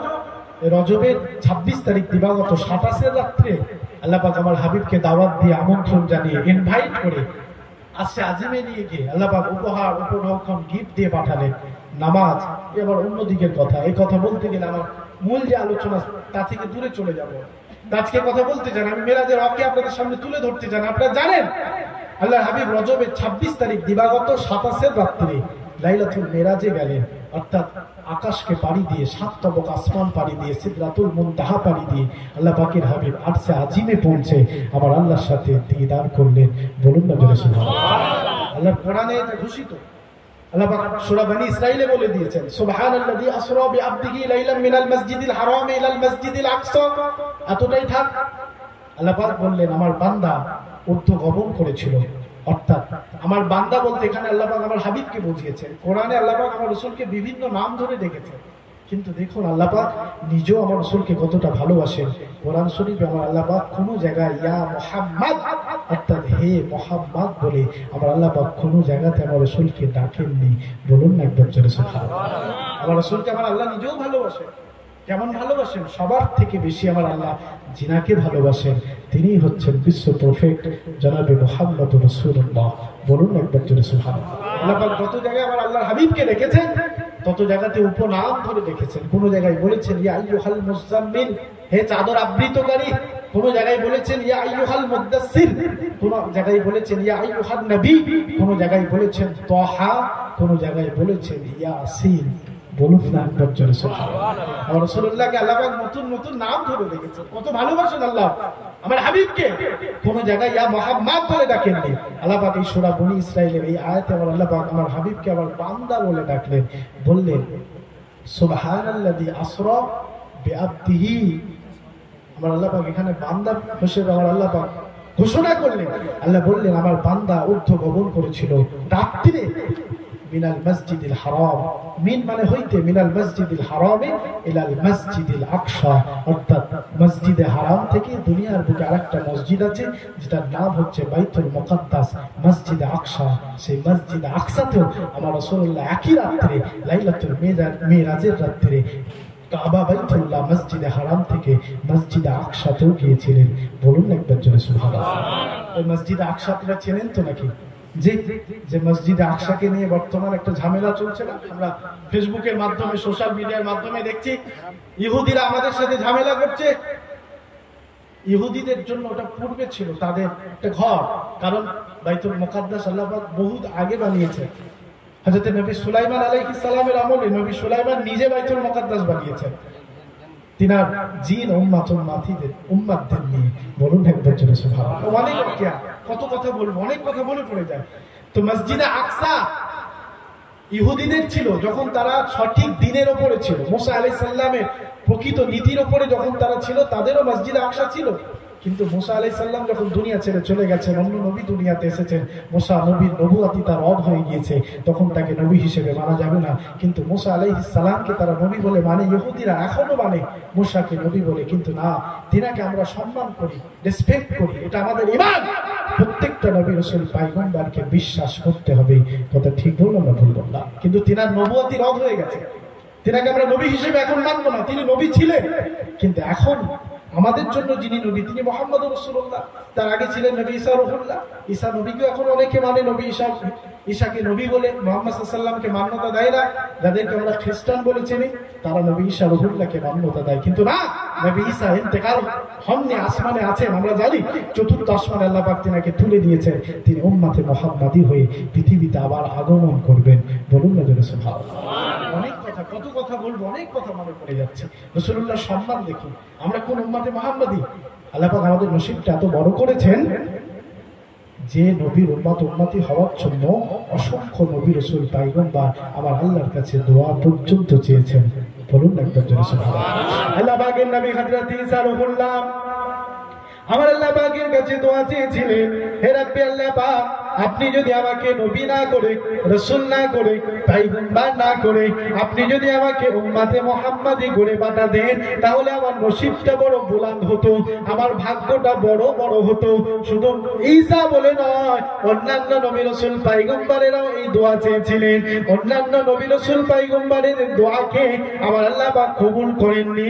নবী ঈসা রূহুল্লাহ দোয়াকে আল্লাহ পাক কবুল করে নিয়ে নবী ঈসা রূহুল্লাহকে আমার আল্লাহ পাক পাক চতুর্থ আসমানে উঠিয়ে নিয়েছেন। আমার আল্লাহ পাক নবী ঈসা রুহুল্লাহকে আবার দুনিয়ায় প্রেরণ করবেন। নবী ঈসা যখন আবার দুনিয়াতে আসবেন, তিনি কোনো নবী রাসূল পয়গম্বর হয়ে আসবেন না। আমার আল্লাহ পাক নবী ঈসা রুহুল্লাহকে আমার আপনার মতো অর্থাৎ উম্মতে মুহাম্মাদি করে আমার আল্লাহ পাক রব্বুল আলামিন নবী ঈসা রুহুল্লাহকে দুনিয়াতে পাঠাবে। একটু কি জোরে জোরে বলা যাবে না সুবহানাল্লাহ? আর একটু জোরে বলা যাবে না সুবহানাল্লাহ? তো ভাই সকল, আমি যে কথা বোঝাতে চাই, বাইতুল মুকাদ্দাস আমরা চিনি। এই বাইতুল মুকাদ্দাসের অধিকার ইহুদিদের এখন বর্তমান ওদের কোনো অধিকার নাই, কারণ ওরা আল্লাহর সঠিক দিনটাকে মেনে নেননি। আর বাইতুল মুকাদ্দাসের অধিকার একমাত্র মুসলমানদের। কথা ঠিক বলুন না ভুল বললাম? কারণ সেখানে আমার রাসূলুল্লাহর পদধূলি রয়েছে। আমার রাসূলুল্লাহ বাইতুল হারাম থেকে, মসজিদে হারাম থেকে বাইতুল মুকাদ্দাস গিয়েছেন। বাইতুল মুকাদ্দাস থেকে 7 তবক আসমানকে পাড়ি দিয়ে বাইতুল মামুরে গেলেন, ফেরেশতাদের মসজিদ, সেখানে ফেরেশতাদেরকে নিয়ে এবং কয়েকজন নবী রাসূল পয়গম্বরকে নিয়ে আমার রাসূলুল্লাহ 2 রাকাত নফল নামাজও আদায় করলেন। বলুন না জোরে সুবহানাল্লাহ। জান্নাত জাহান্নাম প্রদক্ষিণ করলেন, অনেক কথা। সিদরাতুল মুনতাহায় রাসূলুল্লাহ গেলেন রজবের 27 তারিখ রাত্রিরে, 26 তারিখ দিবাগত আমার রাসূলুল্লাহ আসমানে আরশে আজিমে ওঠার আগে সিদরাতুল মুনতাহা যখন পাড়ি দেবেন, রাসূলুল্লাহ সাথে ছিলেন। আমার রাসূলুল্লাহ সাল্লাল্লাহু আলাইহি সাল্লামের সঙ্গী হয়েছিলেন আল্লাহর সবথেকে বড় ফেরেশতা, প্রধান ফেরেশতা, অর্থাৎ ফেরেশতাদের মধ্যে যিনি হেড অফ দ্য ডিপার্টমেন্ট, আল্লাহ পাক যাকে প্রধান করেছেন, ফেরেশতা জিবরাইল আমিন আলাইহিস সালাম আমার রাসূলুল্লাহর সাথে ছিলেন। হযরত ফেরেশতা জিবরাইল আমিন বললেন, ইয়া রাসূলুল্লাহ, ইয়া হাবিবাল্লাহ, ইয়া মুহাম্মদ সাল্লাল্লাহু আলাইহি ওয়াসাল্লাম, আমি সিদরাতুল মুনতাহা আর এক কদম পার করতে পারবো না। সিদরাতুল মুনতাহা যদি আমি পার দেওয়ার চেষ্টা করি, অতিক্রম করার চেষ্টা করি, তাহলে আল্লাহর নূরের দানাতে, আল্লাহর নূরেতে আমার সমস্ত দানাগুলো জ্বলে পুড়ে সারখার হয়ে যাবে। বলুন না জোরে সুবহানাল্লাহ। আমার ভাইরা, জওয়ানেরা, যুবকেরা, মুরব্বিয়ানেরা, আমার রাসূলুল্লাহ সম্মান মাকামটা কত দেখুন। যেখানে ফেরেশতা জিবরাইল আমিন পৌঁছাতে পারেননি, যেখানে অন্য কোন নবী রাসূল পয়গম্বর পৌঁছাতে পারেননি, আমি আপনি কেন রাসূলুল্লাহকে মহব্বত করব? আমি আপনি কেন রাসূলুল্লাহকে প্যার করব? আল্লাহ পাক আমার রাসূলুল্লাহর মাকামটা কত বুলান্দ করেছেন। আমার আল্লাহ পাক আমার হাবিবের দরওয়াজাটাকে কত বুলান্দি করেছেন, যেখানে অন্য কোন নবী রাসূল পয়গম্বর এমনকি ফেরেশতা জিবরাইল আমিন আলাইহিস সালাম পর্যন্ত পৌঁছাতে পারেননি। সেই সিদরাতুল মুনতাহা পাড়ি দিয়ে আরশে আজিম পর্যন্ত আমার আল্লাহ পাক আমার হাবিবকে পৌঁছে দিয়েছিলেন। হযরত ফেরেশতা জিবরাইল আমিন সিদরাতুল মুনতাহায় পার হতে পারলেন না, আমার রাসূলুল্লাহ পার দিয়ে আরশে আজিমে পৌঁছে গেলেন। আমার রাসূলুল্লাহ যখন আরশে আজিম থেকে আল্লাহর সাথে কথোপকথন করে দুনিয়াতে ফিরে আসবেন, আমার আল্লাহ পাক আমার রাসূলুল্লাহকে গিফট স্বরূপ, উপহার স্বরূপ নামাজকে দিয়ে পাঠালেন। আমার রাসূলুল্লাহ সাল্লাল্লাহু আলাইহি ওয়াসাল্লাম বড় খুশি হয়ে, সাধারণত যখন আমি আপনি মেহমান বাড়িতে যাই, আত্মীয়ের বাড়িতে যাই, আমরা যখন মেহমান বাড়ি যাই, মেহমান বাড়িতে যাওয়ার আগে মেহমানের বাড়িতে আমরা কোনো গিফট, কোনো উপহার, কোনো উপঢৌকন, এমন করে মিষ্টান্ন দ্রব্য নিয়ে যাই। আমার রাসূলুল্লাহ আল্লাহর মেহমান হয়ে আরশে আজিমে যাচ্ছিলেন। আমার রাসূলুল্লাহ দুনিয়া থেকে কোনো গিফট, কোনো উপহার, কোনো উপঢৌকন আসমানে নিয়ে যাননি, আরশে আজিমে নিয়ে যাননি। আমার আল্লাহ পাক নিজে আমার হাবিবকে আমন্ত্রণ জানালেন, আমার হাবিবকে আমার আল্লাহ পাক নিজে দাওয়াত দিয়ে ইনভাইট করে আমার আল্লাহ পাক আরশে আজিমে নিয়ে গেলেন। আমার রাসূলুল্লাহকে দুনিয়াতে আবার পাঠিয়ে দেবে, কিন্তু আমার আল্লাহ পাক আমার হাবিবকে খালি হাতে ফিরালেন না। আমার হাবিবকে আল্লাহ পাক এত প্যার করেন, মহব্বত করেন, আমার রাসূলুল্লাহকে 5 ওয়াক্ত নামাজ, উপহার, উপঢৌকন, গিফট স্বরূপ দিয়ে পাঠালেন। একটু কি জোরে জোরে বলা যাবে না সুবহানাল্লাহ? অনেক কথা আমি সংক্ষেপ করে বলছি। রাসূলুল্লাহ নামাজকে নিয়ে দুনিয়াতে এলেন, আর সাহাবীরা আমার রাসূলুল্লাহ যখন শুনলেন মেরাজে গিয়েছিলেন, সাহাবীরা যখন শুনলেন আল্লাহর হাবিব আল্লাহর সাথে দিদার করে এসেছেন, তখন আমার রাসূলুল্লাহকে সাহাবীরা বললেন, আল্লাহ পাকের হাবিব, আপনি একাই কি আমার আল্লাহর সাথে দিদার করবেন? আমাদেরকে একটু দিদারের ইচ্ছা নাই। আমার রাসূলুল্লাহ সঙ্গে সঙ্গে সাহাবায়ে সাহাবায়ে কেরাম রাদিয়াল্লাহু তাআলা আনহুমাদেরকে লক্ষ্য করে বললেন, হে আমার সাহাবীরা, as-salatu mi'rajul mu'minin, অর্থাৎ তোমরা জেনে রেখে দাও, তোমরা শুনে রেখে দাও, তোমাদের জন্য অর্থাৎ মুমিনদের জন্য as-salatu মি'রাজুল মুমিনিন, অর্থাৎ নামাজটাই হচ্ছে মুমিনদের জন্য আমার আল্লাহ পাকের সাথে দিদার। একটু কি জোরে জোরে বলা যাবে না সুবহানাল্লাহ? আর একটু জোরে বলা যাবে না সুবহানাল্লাহ? নামাজ সবথেকে বড় ইবাদত। পৃথিবীতে যত ভালো কাজ আছে, যত আমাল, যত ইবাদত আছে, আফজালুল ইবাদাতি ইবাদাতুস সালাত, অর্থাৎ সবথেকে বেহতার, সবথেকে উত্তম ইবাদত হচ্ছে নামাজ। বলুন না জোরে সুবহানাল্লাহ। আল্লাহর হাবিব এই নামাজকে দুনিয়াতে প্রতিষ্ঠিত করলেন। দুনিয়া থেকে চলে যাবার আগে শেষ মুহূর্তে আল্লাহর হাবিব যখন পদার্পণ করলেন, আল্লাহর হাবিব বিশ্বনবী সাল্লাল্লাহু আলাইহি ওয়াসাল্লাম সাহাবাদেরকে বললেন, হে আমার সাহাবীরা, আমি রাসূলুল্লাহ তো একা চলতে পারছি না। সাহাবীদেরকে বললেন, তোমরা কেউ আসো, আমি রাসূলুল্লাহ তোমাদের কাঁধের উপর ভর করে আমি আয়েশার বাড়ির জানালা দিয়ে আমার সাহাবীদের নামাজের হালাত, নামাজের অবস্থাটা আমি রাসূলুল্লাহ একটু দেখতে চাই। বলুন না জোরে সুবহানাল্লাহ। আর শেষ কথা আমার রাসূলুল্লাহ বলে গেলেন, as-salat as-salat as-salat মা মালাকাত আইমানুকুম as-salat, অর্থাৎ হে আমার সাহাবীরা, নামাজ নামাজ নামাজ, তোমরা নামাজকে ছেড়ে দিও না। একটু জোরে বলা যাবে না সুবহানাল্লাহ? আজকে আমি একটা উম্মতে মুহাম্মাদি বলে দাবি করি, বিশ্ব রাসূল, বিশ্ব নেতা মুহাম্মদুর রাসূলুল্লাহকে ভালোবাসি, মুখে দাবি করি। 50 বছর, 60 বছর, 70 বছর বয়স হয়ে গেল, এখন আমাদের পাটা মসজিদমুখী হলো না। মসজিদে গিয়ে সারাদিনে একাত্ত নামাজ পড়ার তৌফিক আমাদের হলো না। আমরা আবার দাবি করি উম্মতে মুহাম্মাদি। কি কথা ঠিক বলুন না? আপনি যদি নামাজ না পড়েন, আপনি আল্লাহর হাবিবের উম্মতে মুহাম্মাদি হতে পারবেন না। রাসূলুল্লাহর হাদিস, আল্লাহর হাবিব বললেন, একজন ইমানদারের সাথে আরেকজন কাফেরের পার্থক্য কি জানো? আল্লাহর হাবিব বললেন, একজন ইমানদারের সাথে আরেকজন কাফেরের পার্থক্য হচ্ছে নামাজ। যে ব্যক্তি নামাজ পড়ে সে হচ্ছে ইমানদার মুমিন। যে ব্যক্তি নামাজ পড়ে না, যার সাথে নামাজের কোনো সম্পর্ক নাই, তার সাথে ইমানের, ইসলামের কোনো সম্পর্ক নাই। কথা ঠিক বললাম না? তাহলে আসেন, আমরা যারা এতদিন ওয়াজ শুনছি, 40, 50, 60, 70 বছর ওয়াজ শুনলাম, আমরা বড় বড় বক্তা হয়ে গিয়েছি অনেকে ওয়াজ শুনে। আমি কি ওয়াজ করতে পারি? এমন অনেক মানুষ আছে, যদি আপনি স্টেজে তুলে দেন, আমার থেকেও ভালো ওয়াজ করে বেরিয়ে যাবে, কিন্তু নামাজটা এখনো ধরতে পারে। তো ভাই সঙ্গে আমাদেরকে নামাজ পড়তে হবে। সব থেকে বড় ইবাদত হচ্ছে নামাজ। নামাজের সাথে যদি সম্পর্ক না থাকে, ইসলামের সাথে, ইমানের সাথে আমাদের সম্পর্ক থাকবে না। আর রাসূলুল্লাহ সাল্লাল্লাহু আলাইহি ওয়াসাল্লাম এই নামাজকে প্রতিষ্ঠিত করতে গিয়ে ওয়া আকিমিস সালাত, কোরআনে আল্লাহ পাক যে 82 থেকে 83 জায়গায় নামাজের কথা বললেন, আল্লাহ বললেন ওয়া আকিমিস সালাত, বান্দা তোমরা নামাজকে প্রতিষ্ঠিত করো। তবে শুধু তুমি নামাজ পড়বে তাও হবে না। তুমি যদি নামাজ পড়ো, অবশ্যই তোমার দায়িত্ব, তোমাকে নামাজ পড়তে হবে। সাথে তোমার স্ত্রী বেনামাজি হলে তাকে নামাজের দাওয়াত দাও। তোমার বাপ বেনামাজি, তাকে নামাজের দাওয়াত দাও। এক কথায় ওয়া আকিমিস সালাত, বান্দা তুমি নামাজকে প্রতিষ্ঠিত করো। তাহলে আমাকে আপনাকে নিজেকে যেমন নামাজ পড়তে হবে, যারা বেনামাজি আছে তাদেরকে নামাজের দাওয়াত দিতে হবে। আসেন আপনারা পা দুটো যদি আগিয়ে দেন, পাকে জড়িয়ে ধরে বলবো, যারা নামাজ থেকে দূরে আছেন, সত্যিকার অর্থে যদি রাসূলকে ভালোবাসেন, মহাব্বত করেন, আগামী কাল থেকে আর নামাজকে ছাড়বেন না। বলুন না ইনশাআল্লাহ, আগামী কাল থেকে আমরা নামাজটা যথাযথভাবে আদায় করব, রাসূলকে খুশি করার জন্য, আল্লাহকে সন্তুষ্টি করার জন্য। বলুন না সকলে জোরে ইনশাআল্লাহ। নামাজ পড়বো তো নাকি? আরে নামাজ এমন একটা ইবাদত, নামাজ হচ্ছে বিজ্ঞান সম্মত, স্বাস্থ্য সম্মত একটা ইবাদত। বলুন না একবার জোরে সুবহানাল্লাহ। শুধু তাই নয়, যে রমাদানুল মুবারকের রোজা চলে গেল, এই রমাদানুল মুবারকের রোজাটাকেও আমার আল্লাহ পাক আমার আপনার জন্য একটা স্বাস্থ্যসম্মত বিষয় করে রমাদানুল মুবারকের রোজাকে আমার আপনার জন্য ফরজ করে পাঠিয়েছেন। বলুন না একবার জোরে সুবহানাল্লাহ। শুধু তাই নয়, এই যে দাড়ি রাখে রাসূলুল্লাহ, একটা সুন্নাত দাড়ি, আল্লাহ হাবিব বলেছেন, যারা আমার সুন্নাতকে ভালোবাসবে, আমার সুন্নাতকে প্যার করবে, মহাব্বত করবে, সেই ব্যক্তি যেন আমি রাসূলুল্লাহ আমাকে মহাব্বত করলো, আমাকে ভালোবাসলো। আর রাসূলুল্লাহ যত সুন্নাত আছে, সব থেকে বড় সুন্নাত হচ্ছে পবিত্র দাড়ি মোবারক। বলুন না জোরে সুবহানাল্লাহ। দুনিয়াতে আমরা যতই সুন্নাতের আমল করি, কোন সুন্নাত আমাদের সঙ্গী হয়ে যাবে না, আমল নামাতে সব লেখা হবে। আমরা যখন ইন্তেকাল হব, 14 খানা বুঝে নেব, মৃত্যুবরণ করব, সমস্ত আমলগুলো আমাদের আমল নামায় থাকবে, আমাদের সাথে কোনো সুন্নাত যাবে না। সুন্নাতের আমল আমরা আখিরাতে গিয়ে পাবো।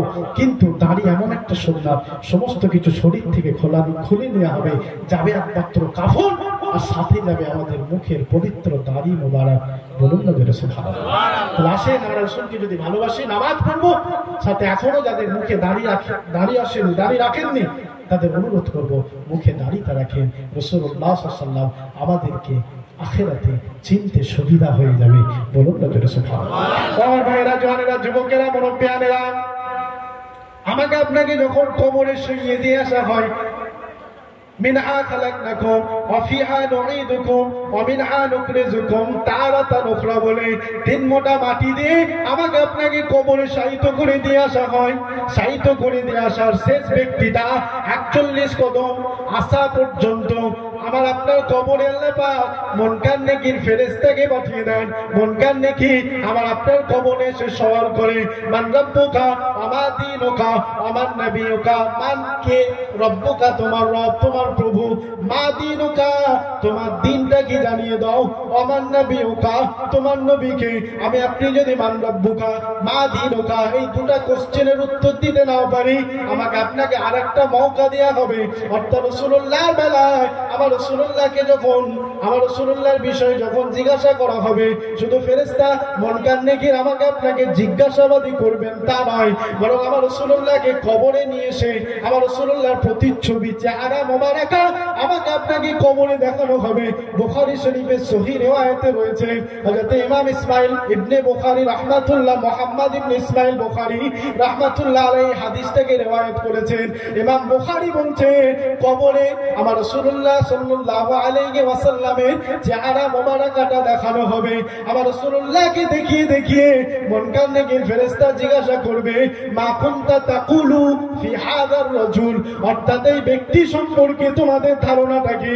আমি আপনি যদি কবরে আমার রাসূলুল্লাহকে চিনে ফেলতে পারি, আমার রাসূলুল্লাহকে যদি পহচান নিতে পারি, আমার রাসূলুল্লাহকে চিনে ফেললে কবরে আমাকে আপনাকে আমার আল্লাহ পাক নাজাত দিয়ে দেবেন। একটু কি জোরে জোরে বলা যাবে না সুবহানাল্লাহ? আর একটু জোরে বলা যাবে না সুবহানাল্লাহ?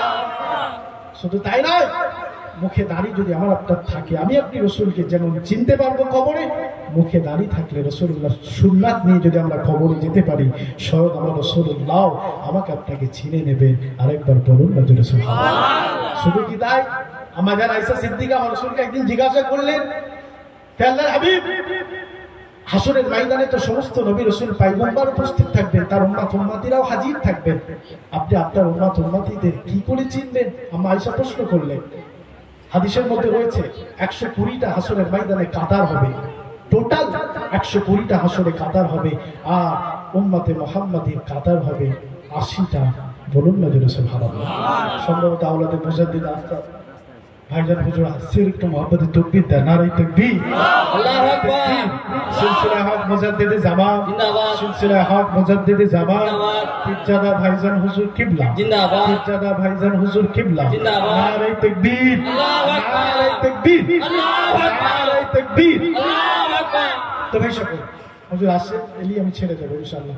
আমি যে কথা বোঝাতে চাই, আম্মা আয়েশা আমার রাসূলকে বললেন, হে আল্লাহর হাবিব, আখিরাতে তো অনেক নবী রাসূল পয়গম্বর তিনার উম্মত উম্মতিরাও থাকবেন, আপনি রাসূল আপনার উম্মত উম্মতিদেরকে কিভাবে চিনবেন?